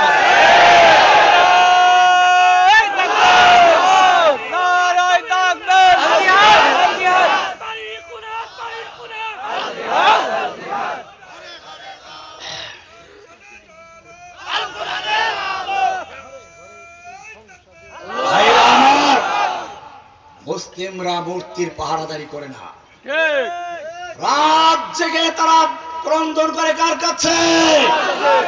उनको तहजीब ने हर बंदा से आजाद किया, लेके काबे से सनम खाने में आबाद किया। যেই মুসলিম যুবকদের কাজ ছিল ভোর রাতে ক্রন্দন করবে কার সামনে দাঁড়িয়ে? আল্লাহর সামনে দাঁড়িয়ে। সেই মুসলিমরা আজকে ভোর রাতে গিয়ে দাঁড়িয়ে থাকে কোথায়? মন্দিরে মূর্তির পাহারাদারি করে। কাকে খুশি করার জন্য? খুশি করবো কাকে? আল্লাহকে। কুল ইন্না সালাতি ওয়া নুসুকি ওয়া মাহইয়ায়া ওয়া মামাতি লিল্লাহি রাব্বিল আলামিন। আমার জীবন আমার মরণ সব কার জন্য? ভাইরা আমার, ইসলামে বলছিলাম দুইটা জায়গায় মুসলমানদের ত্রুটি। কয় জায়গায়? দুইটা জিনিসকে ধ্বংস করার চক্রান্ত করা হয়েছিল। একটা হলো তাওহীদের জ্ঞান ধ্বংস করে তার জায়গায় শিরককে প্রতিষ্ঠা করা, যার কারণে একদিকে মাজার তৈরি করলো। কি তৈরি করলো? মাজার তৈরি করলো। হিন্দুরা মূর্তি পূজা করে, মুসলিমরা মাজার পূজা করে। কোন বেশকম আছে? কোন বেশকম নাই। ভালো করে শুনো, হিন্দুরাও তাদের ধর্মের আল্লাহর ওলি বুজুর্গ, তাদের ধর্মের যারা ওই ওলি আল্লাহ, তাদের ধর্মের নবী রাসূল যারা, তাদেরকে মরার পরে মাজার মূর্তি বানাইয়া মাটির উপরে রেখে পূজা করে। আর মুসলমানরা আল্লাহর ওলিদের মারা গেলে তাদের কবরে মাটির নিচে রাইখে পূজা করে। ঠিক না? এই পার্থক্য, মাটির উপরে আর নিচে। এছাড়া পার্থক্য আছে? আপনি বলবে হিন্দুরা তো ওদেরকে মাবুদ বানায়। না না, কোরআন পরিষ্কার বলছে মূর্তি পূজকরা কেন মূর্তি পূজা করে। তারা মূর্তিকে আল্লাহ মানে না। কোরআন স্পষ্ট বলছে, আল্লাহ সাক্ষী দিচ্ছেন, ويعبدون من دون الله ما لا يضرهم ولا ينفعهم ويقولون هؤلاء شفعاؤنا عند الله। সূরা ইউনূস 10 নম্বর সূরা 18 নম্বর আয়াত। আল্লাহ বলছেন তারা আল্লাহর পরিবর্তে মূর্তির পূজা করে। যে মূর্তি তাদের উপকার করতে পারে না, ক্ষতি করতে পারে না, তাহলে কেন পূজা করে? আল্লাহ বলতেছেন তারা পূজা করে হাউলায়ে শুফাউনা ইনদাল্লাহ, এই মূর্তিগুলো ওদের জন্য সুপারিশ করবে, সুপারিশ করবে আল্লাহর কাছে। তার বোঝা গেল তারা আল্লাহ মানে। মূর্তি পূজা করে কি জন্য? মূর্তি পূজকরা যদি মূর্তিটাকে সুপারিশকারী হিসেবে মেনে যদি মুশরিক হয়ে যায়, তাহলে কোন মুসলিম যদি কোন জীবন্ত মূর্তিকে, সে চাই ভণ্ড পীর হোক মাজারওয়ালা হোক, তাদের পূজা করে সুপারিশ করবে, সেই জন্য তার মধ্যে আর মূর্তি পূজকের কোন বেশকম আছে? কোরআন আরো বলছে মা না'বুদুহুম ইল্লা লিয়ুকাররিবুনা ইলাল্লাহি যুলফা। কোরআন বলছে ওদেরকে যদি জিজ্ঞেস করে কেন পূজা করো, তারা বলে আমরা এদের পূজা অন্য কোনো উদ্দেশ্য করি না, শুধু এজন্য করি ওরা আমাদেরকে আল্লাহর কাছে পৌঁছাইয়া দিবে। তবে সুপারিশের বিষয় আছে, সেটা হলো আল্লাহ তাআলা আখিরাতে কিয়ামতের দিবসে যাদেরকে সুপারিশ করার অনুমতি দিবেন তারা সুপারিশ করতে পারবে, সেটা ভিন্ন বিষয়। কিন্তু দুনিয়াতে কেউ যদি ঠিকাদারি নাই, এই বেটা ওদের সুপারিশ করবে, নিজে পার হবে তার কোনো নিশ্চয়তা আছে? যেই লোকটাকে তুমি সুপারিশকারী ভাবো সে নিজে যে পার পাবে তার কোনো মূল্য আছে? তুমি শিরকে লিপ্ত হয়ে গেলে মাজার বানাও, কোনো সমস্যা নাই। এখনো ইন্ডিয়াতে তুমি আজমিরে মাজারে যাও, জিয়ারত করতে সমস্যা নাই। তুমি যদি বলো যে না আমি একটু দেওবন্দ মাদ্রাসায় যাবো, বিষয় দেবে না তোমাকে। অমুসলিম ভালো করে জেনে রাখো, তাওহীদের পরিবর্তে শিরকের সাইলাব করে দিল ভারতবর্ষে। মাজার পূজা করো, চাদর পড়াও।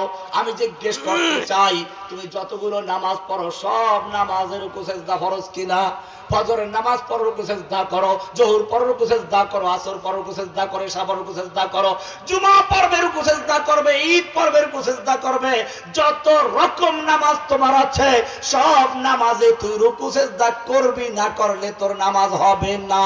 কিন্তু খবরদার খবরদার, নামাজটা যদি জানাজার নামাজ হয় তুই রুকু করতে পারবি না, সিজদাও করতে পারবি না। জানাজা চাই তোর বড় পীর আব্দুল কাদের জিলানী হোক না কেন, রুকু সিজদা করতে পারবি না। জানাজা চাই আজমির রহমাতুল্লাহ হোক না কেন, রুকু সিজদা করতে পারবি না।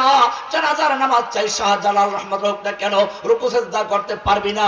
জানাজা চাই শাহ আমানতের হোক না কেন, রুকু সিজদা করতে পারবি না। জানাজা যত বড় পীর বুজুর্গের হোক, কোন জানাজার সামনে তুই রুকু করতে পারবি না, সিজদাও করতে পারবি না। কারণটা কি? ও রব্বুল আলামিন সব নামাজের রুকু সিজদা না করলে নামাজ হয় না, কিন্তু জানাজার নামাজের রুকু সিজদা কেন করা যাবে না? আল্লাহ রাব্বুল আলামিন জানিয়ে দিচ্ছেন, ওই জানাজার নামাজের সামনে একটা লাশ আছে, লাশ এই সময় যদি রুকু করা হয়, সিজদা করা হয়, ওই ভণ্ড ফকির, ওই ভান্ডারি গুন্ডারি হাবিজবি যত আছে মাজার পূজারি, ওরা বলবে এই তো দেখো বুজুর্গের সিজদা করা হচ্ছে, তাজিমি সিজদা। আল্লাহ রাব্বুল আলামিন পরিষ্কার করে দিয়েছেন, লা তাসজুদু লিশ-শামসি ওয়ালা লিল-কমার ওয়াসজুদু লিল্লাহিল্লাযী খালাকাহুন্না। তোমরা চন্দ্রের সূর্যের সিজদা করো না, সূর্যের সিজদা করো না, গায়রুল্লাহর সামনে সিজদা করো না, সব বাদ দিয়ে যিনি এগুলো সৃষ্টি করেছেন তার সিজদা করো। কে বলেছেন? আল্লাহ। আল্লাহ রাব্বুল আলামিন জানাজার নামাজের ভিতরে রুকু সিজদা থাকলে ওই ভণ্ডরা বলবে এই তোর বুজুর্গকে সম্মানের সিজদা করা হলো। এই বিভ্রান্তির যাতে সৃষ্টি করতে না পারে, ধোঁকা দিতে না পারে, প্রতারণা করতে না পারে, সেজন্য আল্লাহ রাব্বুল আলামিন জানাজার নামাজের থেকে নিজের পাওনা রুকু সিজদা পর্যন্ত বাতিল করে দিয়েছে। কি সুন্দর সুযোগ ছিল, জানাজার সামনে লাশটা একেবারে সামনে উপস্থিত। এই লাশ যখন কবরে চলে গেল, মাঝখানে পর্দা পড়ে গেল, হোগলা আসলো, বাঁশ আসলো, 2.5 মণ মাটি আসলো, 2 হাত ফাঁকা হয়ে গেল। এরপরে তোমাকে কোন বিবেক কবরে সিজদা করার জন্য পারমিশন দিল? কবরে সিজদা করা জায়েজ না হারাম? হারাম। কবরে সিজদা করা জায়েজ না হারাম? হারাম। কবরে প্রার্থনা করা জায়েজ না হারাম? হারাম। সন্তান দেওয়ার মালিক কে? হারাম। দিনের মকসুদ পূরণ করার মালিক কে? অমুসলিম জাতি এই কবর পূজা করে, পীর পূজা করে যদি তোমরা হিন্দুদের বিরুদ্ধে যুদ্ধ করে, আল্লাহ সাহায্য করবেন না, কারণ তোমাদের মধ্যে হিন্দুর মধ্যে কোনো পার্থক্য না। তুমি কবরে চাদর পরাও, হিন্দুরা ওদের মূর্তিকে শাড়ি পরায়, সমস্যা কি? তুমিও কবরে টাকা দাও, পয়সা দাও, খাওয়ান দাও, ওরা মূর্তির সামনে খাওয়ান দেয়। তোমার জাতির পিতা ইব্রাহিমকে ফলো করো। তিনি যখন দেখলেন মূর্তিখানায় ঢুকলেন, দেখেন কি দামি দামি খাবার, মূর্তিখানায় ঢুকে বললেন খা খা খা, আনা তা কোনো খাবি না, খা। কোরআনে আয়াত, ফাকা না দরবান মিলিয়ামিন, ডান হাতে জোরে থাপ্পড় মারলেন। পাথরের মূর্তি, থাপ্পড় মারলে ব্যথা কি মূর্তি পায় না নিজে পায়? ও তো ব্যথাও পাওয়া না, অনুমতিই নাই। এবারে পাইল ব্যথা, লইল কুড়া, হাত দিয়ে কাজ হলো। কুড়াল নিয়ে কারো কানে, কারো দাঁতে, কারো মাথায় ভেঙ্গে চুরমার করে দিয়ে এরপরে বড় মূর্তির গলায় কুড়াল লটকিয়ে উনি ছটকে পড়লেন। লোকেরা আসলো মেলায় আবার পূজা দেওয়ার জন্য, এসে দেখে সর্বনাশ হয়ে গেছে। কোনো ঝড় তুফান নাই, কোনো ভূমিকম্প নাই, কোনো মারামারি যুদ্ধ বিগ্রহ নাই। কে মূর্তিগুলো ভাঙলো? কি হলো? মূর্তি পূজকদের লিডার নমরুদকে খবর দিল রাজকীয় মূর্তিখানার সর্বনাশ হয়ে গেছে।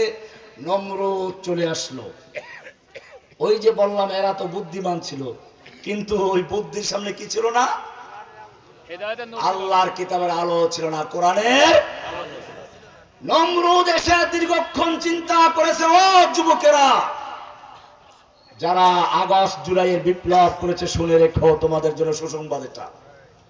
নমরুদ এসে প্রথমেই প্রশ্ন করলো, হাল মিন ফাতান ইয়াযকুরু আলিহাতানা, এখানে এমন কোন যুবক আছে যে যুবক আমাদের মূর্তিগুলো সুনজরে দেখে না, মূর্তির সমালোচনা করে এমন কোন যুবক আছে কি? যুবকের প্রশ্ন কেন? লোকেরা সঙ্গে সঙ্গে বলল, হা হা সামিনা ফাতাই ইয়াযকুরুহুম ইউকালু লাহু ইব্রাহিম, একজন যুবক আছে যে যুবক এই মূর্তিগুলো সুনজরে দেখে না, মূর্তির সমালোচনা করে, কেবল ব্যঙ্গ করে, কেন খাইতে পারে না, উপকার করতে পারে না। এমনকি আল্লাহ তাআলা কোরআনে বলেছেন, ইয়া আইয়ুহান নাস দুরিবা মাসালুন ফাসতামিউ লাহু, তোমাদের জন্য একটা উপমা সেট করা হচ্ছে, উদাহরণ দেওয়া হচ্ছে, ফাসতামিউ লাহু, কান লাগাইয়া শুনো, ইন্নাল্লাযীনা তাদউনা মিন দুনিল্লাহ, তোমরা আল্লাহর পরিবর্তে যাদের পূজা করছো, মূর্তি বানিয়ে বানিয়ে পূজা করছো, মাজার বানিয়ে পূজা করছো, লা ইয়াখলুকু যুবাবাও ওয়ালা বিজতামাউ লা, ওরা সব মিলে একটা মাছিও তৈরি করতে পারবে না। ওয়া ইয়াসলুবুহুমুয যুবাবু শাইআন লা ইস্তানকিযুহু, মাছি তৈরি করা দূরের কথা, ওদের সামনে যে মূল্যবান খাবার থাকে, ওই খাবার যদি মাছি ছিনাইয়া নেয়, মাছির কবল থেকে খাবার উদ্ধার করার কোনো ক্ষমতাও নাই। দাউফাত তালিবু ওয়াল মাতলুব, কে বলেছেন? আল্লাহ। মূর্তির সামনে গেলে ইব্রাহিম আলাইহিস সালাতু ওয়াস সালাম ভেঙে চম্পট করলেন। এরপরে মূর্তি নমরুদ এসে বলল, কোন যুবক আছে কি? ও যুবকরা ভালো করে শুনে রাখো, যুবকের প্রশ্ন কেন আসলো? হ্যাঁ, যুবকের প্রশ্ন নমরুদ বুঝতে পেরেছে, কোন ঝড় তুফান হয় নাই, কোন ভূমিকম্প হয় নাই, কোন যুদ্ধ মারামারি হয় নাই, মূর্তি ভেঙে চুরমার হয়েছে, আবার বড়টাকে লটকিয়ে রেখেছে। নিশ্চয়ই এটা মূর্তি ভাঙ্গা পর্যন্ত শেষ নয়, এটা হচ্ছে মূর্তির সমাজকে ভেঙে দিয়ে একটা তাওহীদি সমাজ গড়ার সূচনা মাত্র। আর এইরকম পরিকল্পনা কোন বুড়া মানুষের মাথায় ঢোকে না, ঢোকে তো যুবকের মাথায় ঢোকে। আমি তোমাদেরকে বলবো, বাংলাদেশের যে যুবকেরা নব্য ফেরাউনদের মূর্তির গলায় যারা ক্রেনের রশি লাগিয়ে টেনে ছিঁড়ে রাস্তায় ফেলে দিয়েছ, তোমাদের কাজ শেষ হয় নাই, তোমাদের কাজ শেষ হয় নাই। জেনে রাখো, আমি জেলখানায় বসে যখন দেখলাম চতুর্দিক থেকে স্কুল কলেজের ছেলেরা মিছিল নিয়ে বের হচ্ছে, আমার কাছে মনে হলো সেই আবাবিল পাখির কাহিনী। খানায় কাবা ভাঙতে এসেছিল আব্রাহা। আল্লাহ রাব্বুল আলামিন বড় বড় অহংকারীদেরকে ধ্বংস করার জন্য ছোট ছোট পাখি বানাইছে। নমরুদকে ধ্বংস করার জন্য বড় কিছু না, একটা ল্যাংড়া মশা নাক দিয়ে ঢুকে গিয়ে মস্তিষ্কে ঢুকে গেছে। এরপরে তাকে সেই মাছে গিয়ে মশা গিয়ে এমন জ্বালাতন শুরু করলো, প্রথমে তাকে থাপ্পড় মারা শুরু করলো, থাপ্পড় মারায় কাজ হলো না, আরো বাড়াতে হলো। এবারে জুতা পিটাই করা শুরু করলো, জুতা পিটাই তো যখন পাওয়ার কাজ হচ্ছে না, এরপরে খড়ম দিয়ে পিটান শুরু করলো, পিটাতে পিটাতে আস্তে আস্তে মরে গেছে। নমরুদকে ধ্বংস করেছেন কি দিয়ে? ল্যাংড়া মশা দিয়ে। আব্রাহাকে ধ্বংস করেছেন কি দিয়ে? আব্রাহা বাদশাহ কাবা ভাঙ্গার জন্য বড় বড় হাতি নিয়ে আসলো। ও মুসলমান, হাতি দিয়ে কেমনে কাবা ভাঙবে? বর্তমান যুগে যেমন বুলডোজার দিয়ে গুড়িয়ে দেয়, আগের যুগে হাতির রশি দিয়ে পেঁচাইয়া বড় বড় বিল্ডিং, এরপর হাতির পায়ের সঙ্গে বেঁধে দিয়ে হাতিকে টানার জন্য বলা হয়, তো হাতির টেনে মেরে সব নিয়ে ভেঙে চলে যায়। এই পরিকল্পনায় 13টা হাতি নিয়ে আব্রাহা কাবা ভাঙ্গার জন্য এসেছিল। আল্লাহ রাব্বুল আলামিন আব্রাহাকে ধ্বংস করার জন্য হাতির পরিবর্তে ডাইনোসর পাঠান নাই, হাতির পরিবর্তে অন্য কোন প্রাণী পাঠান নাই, পাঠিয়েছেন কি? ছোট্ট ছোট্ট পাখি। আল্লাহ বলছেন, আলাম তারা কাইফা ফাআলা রাব্বুকা বিআসহাবিল ফিল আলাম ইয়াজআল কাইদাহুম ফি তাদলিল ওয়া আরসালা আলাইহিম তায়রান আবাবিল। চতুর্দিক থেকে, সমুদ্রের দিক থেকে, জেদ্দার দিক থেকে ছোট ছোট পাখি এসছে। এক একটা পাখির ঠোঁটে একটা, দুই ডানায় দুইটা, তিনটা করে পাথর নিয়েছে। সিজ্জিল নাম লেখা ছিল, কে কোনটা দিয়ে মরবে। এক একটা মারে, মাথায় পরে ওর পায়খানার রাস্তা দিয়ে বের হয়ে ওর হাতির গা গিয়ে লাগে, একসাথে সব মরে ফাইনাল হয়ে যাচ্ছে। আব্রাহা পালালো, এরপরে গিয়ে তার বন্ধুদের সাথে গল্প করতে লাগলো। এর মধ্যে বড় একটা পাখি এসে হাজির করে, এই এসে গেছে এসে গেছে, এর উপর মারলো, সেও শেষ হয়ে গেল। ধ্বংস করেছেন কি দিয়ে? ও বাংলার যুবকেরা, আব্রাহাকে ধ্বংস করার জন্য যেরকম ভাবে সমুদ্রের থেকে ঝাঁকে ঝাঁকে পাখি এসেছিল, আল্লাহ তাআলা তোমাদেরকে স্কুল থেকে, কলেজ থেকে ঝাঁকে ঝাঁকে নব্য আব্রাহা, নব্য নমরুদকে ধ্বংস করার জন্য সেই গণভবন দিয়ে পাঠিয়েছিল। কিন্তু জেনে রাখো, আবাবিল পাখি মক্কা ছেড়ে এখনো যায় নাই। আপনারা মক্কায় গেলে দেখবেন, মক্কায় খানা খাবার উপরে কোনো পাখি উড়ে না, শুধু একটা পাখি বারবার তাও দিচ্ছে, সেই ছোট ছোট পাখি আবাবিল তাইরান। তার মানে তারা জানান দিচ্ছে, আমরা এখনো সজাগ আছি, জীবিত আছি। আবার যদি কোনো আব্রাহা কাবার দিকে নজর দেয়, তার চোখ উপড়ে ফেলবো, হাত বাড়ালে হাত ভেঙে ফেলবো, পা বাড়ালে পা ভেঙে ফেলবো। তোমাদেরকেও মনে রাখতে হবে, তোমরা ভারতের প্রশিক্ষণ প্রাপ্ত গোয়েন্দা দালালকে দাঁড়িয়েছ, কিন্তু তার দালালরা এখন বাংলাদেশে রয়ে গেছে, তার চামচারা এখন রয়ে গেছে। তোমাদেরকে আবাবিল পাখির মতো সতর্ক পাহারাদারি করতে হবে। ওদেরকে যেখানে পাওয়া যাও সেখান থেকে, এদেশ থেকে বিতাড়িত করে ভারতে পাচার করতে হবে। ভারতের দালালদের বাংলাদেশে থাকার অধিকার নেই। আমি বাংলাদেশ সরকারকে বলবো, ওরা আমাদেরকে জঙ্গিবাদী সন্ত্রাসী সংগঠন নিষিদ্ধ করে আমাদেরকে জেলে পড়েছিল। আমি সরকারকে বলবো, আমাদের কোন সংগঠন ছিল না, তারা তৈরি করেছিল। আর তোমরা এখন একটা বিপ্লবের সরকার এসেছ, তোমাদের কাজ হচ্ছে যে ইসকন নামক সন্ত্রাসী সংগঠন এদেশে সন্ত্রাস করছে, মসজিদে আক্রমণ করছে, মাদ্রাসা আক্রমণ করছে, মুসলিমদের দোকানপাটে আক্রমণ করছে, এমনকি দিনে দুপুরে আমাদের এক ভাইকে হত্যা করেছে। আমি সরকারকে বলবো, এই সন্ত্রাসী সংগঠনকে সন্ত্রাসী সংগঠন আখ্যায়িত করে নিষিদ্ধ করে প্রজ্ঞাপন জারি করো, নতুবা বাংলাদেশের জনগণ যদি খেপে যায়, তাহলে ইসকন নামক এই সংগঠনকে বাংলাদেশ থেকে বিতাড়িত করার জন্য যা করার তা করবেন ইনশাআল্লাহ।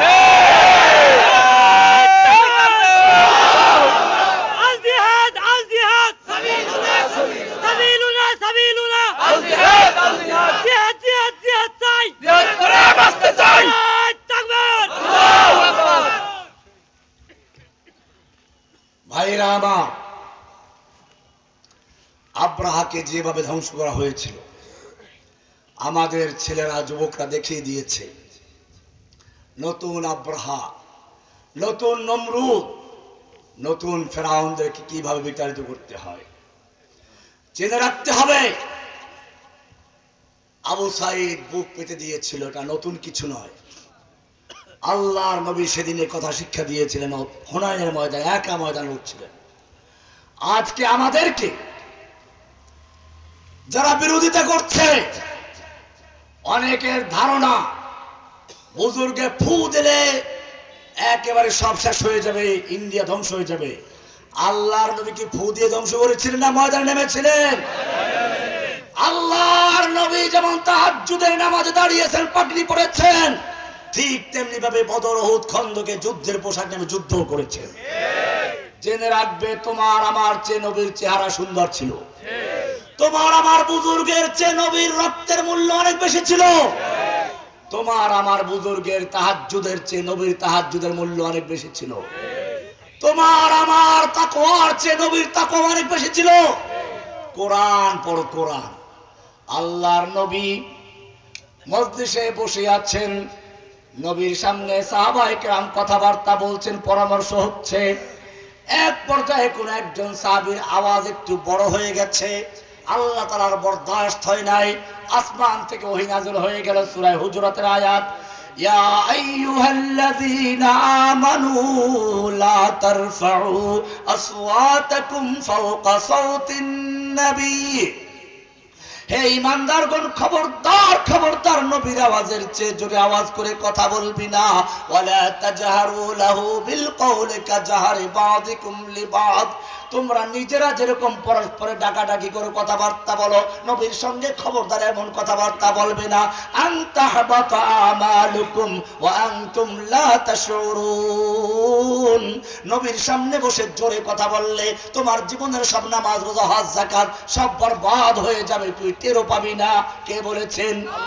কি মায়া নবীর সঙ্গে, এত মায়া। নবী রাস্তা দিয়ে চলতে গেলে মেঘে দিয়ে ছায়া দেয়। নবী পেশাব করতে গেছেন, আড়াল করার কিছু নেই, খেজুর গাছ এসে আড়াল করে দিচ্ছে, বুখারী হাদিস আছে। নবী যখন কোরআন মুখস্থ করার জন্য ঠোঁট নাড়াচাড়া করে মুখস্থ করছেন, কষ্ট করছেন। ছাত্র যদি গুরুত্বপূর্ণ পড়া দেয় শিক্ষকে, আর শিক্ষক যদি কেউ বড় কঠিন হয়, ছাত্র কি করে? শিক্ষকের সঙ্গে ঠোঁট নেড়ে নেড়ে পড়ে, ঠিক কিনা? আল্লাহর নবী জিব্রাইল যখন কোরআন পড়ছেন, আল্লাহর নবী কোরআনকে মুখস্থ করার জন্য ঠোঁট নেড়ে নেড়ে পড়ছেন। ঠোঁট নাড়ার কত কষ্ট হয়। আল্লাহ তাআলা নবীকে এতটুকু কষ্ট দিতে চান না। কোরআন নাযিল হয়ে গেছে, লা তুহাররিক বিহি লিসানাকা লিতাজালা বিহি ইন্না আলাইনা জামাহু ওয়া কুরআনা। হে নবী, আপনি কোরআনকে দ্রুত মুখস্থ করার জন্য ঠোঁট নাড়াচাড়া করবেন না। ঠোঁট নাড়াচাড়া করে কষ্ট করে কোরআন মুখস্থ করার দরকার নেই। ইন্না আলাইনা জামাহু ওয়া কুরআনা। গোটা কোরআনকে নূর বানিয়ে আপনার সিনায় জমা করে দেওয়ার দায়িত্ব আমি আল্লাহ নিজে গ্রহণ করেছি। জোরে বলুন সুবহানাল্লাহ। কি মায়া নবীর জন্য। ঠোঁট নাড়াচাড়া করে কোরআন পড়বেন, সেই কষ্ট দিতে চান না। আরো শুনবেন, নবী রাতের বেলায় তাহাজ্জুদ পড়বেন। আল্লাহর নবী আদর করে বলছেন, ইয়া আইয়ুহাল মুজাম্মিল, ও কামলিওয়ালা, কি আদরের ডাক। কম্বল গায়ে যে ঘুমিয়ে আছো, চাদর গায়ে যে ঘুমিয়ে আছো, একটু ওঠো। কুমিল লাইলা ইল্লা কালিলা, রাতের বেলায় জাগো, তবে কিছুক্ষণ ঘুমাও। নিসফাহু আবিল কুসমিনহু কালিলা, অর্ধেক রাত বা তার চেয়ে একটু বেশি, বা তার চেয়ে একটু আউযিদ আলাইহি ওয়ারাত্তিলিল কুরআন তারতিলা। কি মায়া। তুমি সারা রাত্র তাহাজ্জুদ পড়া দরকার নেই। তুমি সারা রাত্র তাহাজ্জুদ পড়লে, ইবাদত করলে খুশি হও। আমি আল্লাহ তোমাকে ঘুমান্ত দেখলেও খুশি হই। জোরে বলুন সুবহানাল্লাহ। কত মায়া নবীর জন্য। আমি জিজ্ঞেস করতে চাই, ও বাংলার মুসলিম উম্মাহ, শুনে রেখো, এত মায়া নবীর জন্য। কোরআন মুখস্থ করতে গিয়ে ঠোঁট নাড়াচাড়া করলে ওহী নাযিল হয়ে যায়। নবীর চেয়ে জোরে আওয়াজে কথা বললে ওহী নাযিল হয়ে যায়। নবী তাহাজ্জুদ পড়ে পা ফুলে গেলে ওহী নাযিল হয়ে যায়। তো লাগবে না। এই নবীকে যখন তায়েফের ময়দানে পাথর মারা হচ্ছিল, আল্লাহ দেখতে পাচ্ছিলেন কিনা? কোন দলিল দরকার নেই।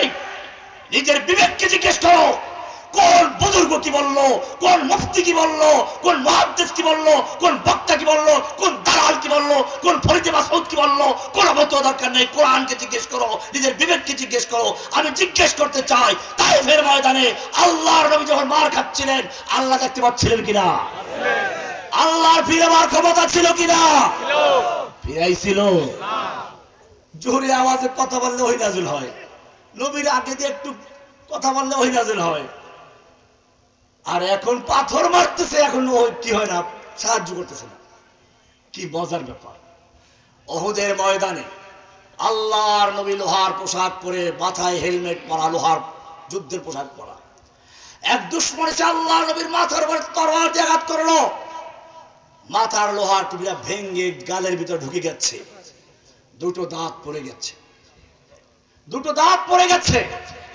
লোহার টুকরো গালের ভিতরে ঢুকে পড়েছে। একটু যাতে দাঁতে যন্ত্রণা হলে লাফাইতে শুরু করেন। চিন্তা করেছেন যে নবীর অবস্থার কি ছিল? আপনি তো মিলাদ পর মিষ্টি খান। করে দেয়া জঙ্গে উহুদ মে মুস্তাফা দন্দা শহীদ, ये शरीयत ये खिलाफत हमको मिलने के लिए। তুমি তো মিলাদে সুর দিয়ে মিষ্টি খাও, এই দান শহীদের কাহিনী দিয়ে। ও মুসলিম, চিন্তা করেছো কি? আমি জিজ্ঞেস করতে চাই, আল্লাহর নবীকে উদ্দেশ্য করে যখন তরবারি দিয়ে আঘাত করছিল, আল্লাহ নবীর মাথা ভেঙে গেল, ওই সময় আল্লাহ তাআলা দেখতে পাচ্ছিলেন কিনা? আল্লাহ তাআলার ফিরাবার ক্ষমতা ছিল কিনা? ফিরাইছিলেন কিনা?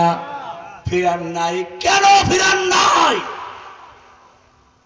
আল্লাহ কি নবীকে ভুলে গেছিল না অসন্তুষ্ট হয়েছিল? সে উত্তর কোরআন দিয়েছে, মা ওয়াদ্দাআকা রাব্বুকা ওয়া মা ক্বালা। হে নবী, আপনাকে আপনার রব ছেড়েও দেন নাই, আপনার প্রতি অসন্তুষ্ট হয় নাই। বলে তাহলে আমাকে এত মারলো, তুমি ফিরাও নাই কেন? আমি আর এই হুজুর একসাথে যাচ্ছি, বন্ধু মানুষ, আমাকে ধরে ওনার সামনে একজন মারলো খুব, ওনার ফিরাবার ক্ষমতা ছিল, ফিরায় নাই, দোস্তি আর থাকবে? আবার বাগের আপনি আমার থেকে দোস্তি নাই, কারণ আমার মারলো আপনার সামনে, আপনার ক্ষমতা ছিল, ফিরান নাই, বন্ধুত্ব থাকবে? আল্লাহ তারা ফিরান নাই কেন? আল্লাহ তারা কেন ফিরান নাই? সে উত্তর এটাই, যাতে করে কিয়ামত পর্যন্ত কোন বুজুর্গ কোন ওলি বলতে না পারে আমাদের ময়দানে অবতীর্ণ হওয়ার দরকার নেই, আমাদের যুদ্ধ করার দরকার নেই, আমরা ফু দিলে উড়ে যাবে, তোমার চেয়ে আল্লাহ নবীর বুজুর্গি বেশি ছিল, তোমার নবীর কাছে চেয়ে আল্লাহর কাছে নবীর মহব্বত ভালোবাসা বেশি ছিল, তাকওয়া বেশি ছিল। সেই নবীকে যুদ্ধের ময়দানে নামতে হয়েছে। কোরআন বলছে, আম হাসিবতুম আন তাদখুলুল জান্নাতা ওয়ালাম্মা ইয়াতিকুম মাসালুল লাযিনা খালাউ মিন ক্বাবলিকুম মাসাতুমুল বাসাউ ওয়াদ-দাররাউ ওয়াযুলজিলু হাত্তা ইয়াকুলার রাসূলু ওয়াল্লাযিনা আমানু মাআহু মাতা নাসরুল্লাহ। আল্লাহ সাহায্য কবে আসবে? অমুসলিম জাতি। সুতরাং মনে রাখতে হবে, আজকে লেন্টি পরা হিন্দু যারা কাল পর্যন্ত মুসলিম শাসকদের কাছে ভিক্ষা করত, যে ইহুদিরা ওমর বিন খাত্তাবের কাছে গিয়ে আবেদন করেছিল, ওমর তোমাদের নবী আমাদেরকে খয়বরে থাকার জন্য অনুমতি দিয়েছিলেন, আমরা তোমাদের কৃষি কাজ করবো, অর্ধেক ফসল আমাদের, অর্ধেক তোমাদের, এই বিনিময়ে তুমি কেন আমাদের বিতাড়িত করছো? ওমর বিন খাত্তাব সেদিন বলেছিল, ও ইহুদি, সেদিন আল্লাহর নবী কি বলেছিলেন প্রত্যেকটা কথা আমার অক্ষর অক্ষরে মনে আছে। আল্লাহর নবী সেদিন বলেছিলেন, তোদেরকে খয়বরে ঠিক ততদিন পর্যন্ত থাকতে দেওয়া হচ্ছে যতদিন পর্যন্ত আল্লাহর মঞ্জুর থাকবে, কিন্তু সেদিন বেশি দিন নয় যেদিন তোদেরকে খয়বর থেকে উৎখাত করা হবে। আর তোকে উদ্দেশ্য করে আল্লাহ নবী বলেছিলেন, তোকে নিয়ে তোর উট এত দূর পর্যন্ত দৌড়াবে, দৌড়াতে দৌড়াতে ক্লান্ত হয়ে যে হাঁপাতে থাকবে। আজকে সেদিন এসেছে, ভাগ এখান থেকে, খয়বর থেকে চলে যা।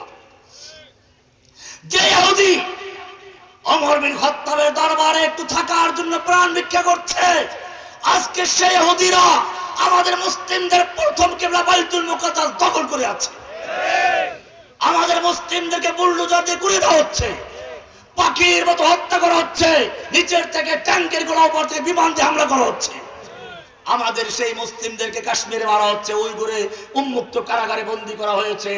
আজকে আরাকানে মুসলিমদেরকে হত্যা করা হলো, উদ্বাস্তু করে বাংলাদেশ পাঠানো হলো, আর মুসলিম উম্মত দেশে দেশে তামাশা দেখছে, আর নবীর উম্মত দাবি করছে। কোরআন বলছে, ওয়ামা লাকুম লা তুকাতিলুনা ফি সাবিলিল্লাহ, সূরা নিসার ৭৫ নম্বর আয়াত। আহ্বান জানাচ্ছি, আল্লাহ আহ্বান জানাচ্ছে, ওয়ামা লাকুম, ও যুবকেরা তোমাদের কি হলো, লা তুকাতিলুনা ফি সাবিলিল্লাহ, তোমরা আল্লাহর রাস্তায় যুদ্ধ করছো না, কিতাল করছো না। ওয়াল মুস্তাদাফিনা মিনার রিজালি ওয়ান নিসাই ওয়াল বিলদান, অথচ অসহায় শিশু, নারী, পুরুষরা ফরিয়াদ করছে, রব্বানা আখরিজনা মিন হাযিহিল ক্বরিয়াতিজ যালিমি আহলুহা।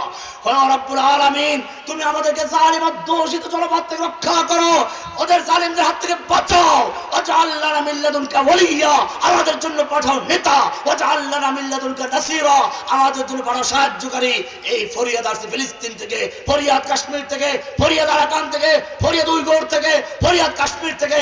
আমি জিজ্ঞেস করতে চাই, এই আহ্বানে সাড়া দেওয়ার জন্য কারা সাড়া দিবে? ফেরেশতারা না তোমরা? আল্লাহ বলেছেন তোমাদেরকে।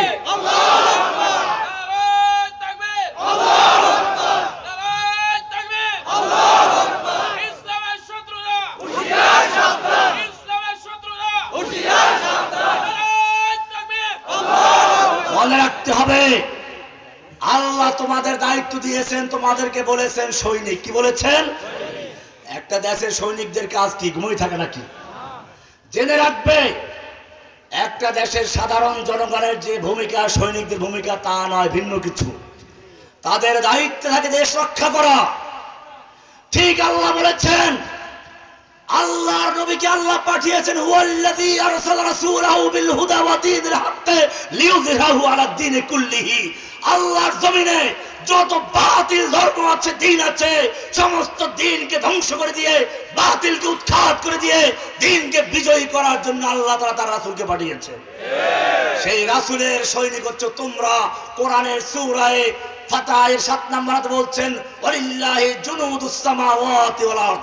আল্লাহর সৈনিক রয়েছে অসংখ্য সৈনিক আসমানে, অসংখ্য সৈনিক জমিনে।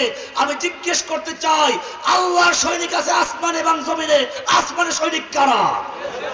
জমিনের সৈনিক কারা? সৈনিকের কাজ ঘুমিয়ে থাকা নয়। ফিলিস্তিনি যুবকরা তা বুঝতে পেরেছে, নিজের পরিচয় জেনেছে। তারা গান গায়, লা তাসালনি মান আনা, লা তাসালনি, লা তাসালনি, লা তাসালনি মান আনা, আনা মিন জুনদিস সামা। আমায় জিজ্ঞেস করো না আমি কে, আমার পরিচয় জানতে চাও না আমি কে? আনা মিন জুনদিস সামা, আমি আসমানের সৈনিক। তোমরা সেই সৈনিক। फिर तुझे एक बार करनी है जहां की राहबरी, उठ खुदा के नाम लेकर फिर आलम बरदार बान। ए যুবকেরা, আবার তোমাকে সেই বিশ্বের নেতৃত্ব দেওয়ার জন্য এক হাতে তলোয়ার নিয়ে, এক হাতে কোরআন নিয়ে ময়দানে ঝাঁপিয়ে পড়তে হবে। যত বাধার পার আছে সবগুলো বুক পেতে মেনে নিতে হবে। তন্দিয়ে বাদে মুখালিফ से लगा पड़ा, ऐ औकाब ये तो चलती है तुझे ऊंचा उड़ाने के लिए। এই দুশমনদের অস্ত্র দেখে ভারতের সৈন্য সংখ্যা বেশি, অস্ত্র বেশি দেখে ভয় পেও না। তোমার এই সমস্ত জিনিসগুলো তছনছ করে সাহায্য করার মালিক কে? আমি সেই জন্য দুইটা বিষয় আলোচনা, একটা তাওহীদ, একটা কি? এই দুইটাই সমস্যা, এই দুইটাই অভাব। ইংরেজরা এই দুইটাকে ধ্বংস করার জন্য কাদিয়ানীকে তৈরি করেছিল, বেদাতীদেরকে তৈরি করেছিল, মাজার পূজারি তৈরি করেছিল। আমি তোমাদের সামনে তা বিস্তারিত বলেছি। ও বাংলার যুবকেরা, বাংলার মুসলিমেরা, আমি তোমাদের জিজ্ঞেস করতে চাই, তাওহীদ এবং জিহাদ নিয়ে ময়দানে ঝাঁপিয়ে পড়বে কে কে তৈরি আছো?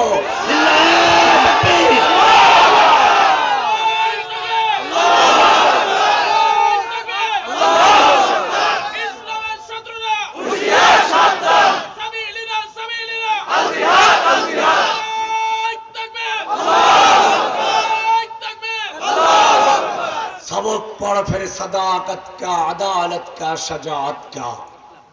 सबक पढ़ फिर सदाकत का, अदालत का, शजाअत का। लिया जाएगा काम तुझसे दुनिया के इमामत का।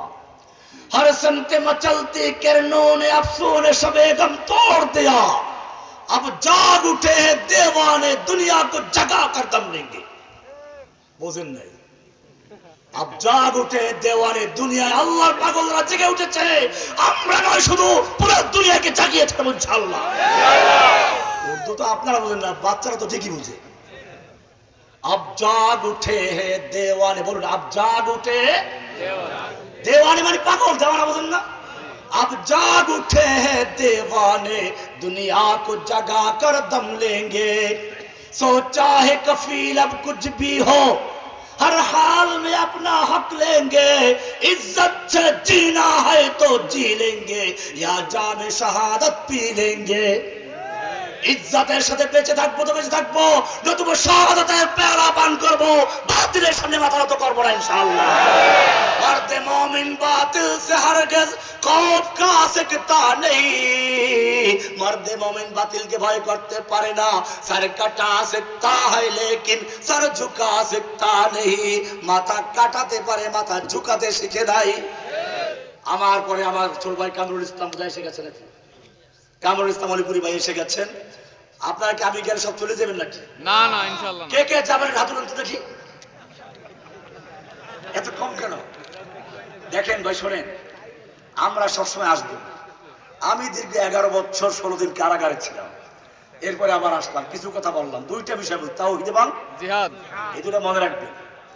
আমার এই ভাই কামরুল ইসলাম ভাইও আমাদের একজন ভবিষ্যৎ প্রজন্মের আলেম, দ্বিতীয় প্রজন্মের আলেম, তাওহীদের দাওয়াত দেন, আমাদের এই মাসলাকের উপর চলেন।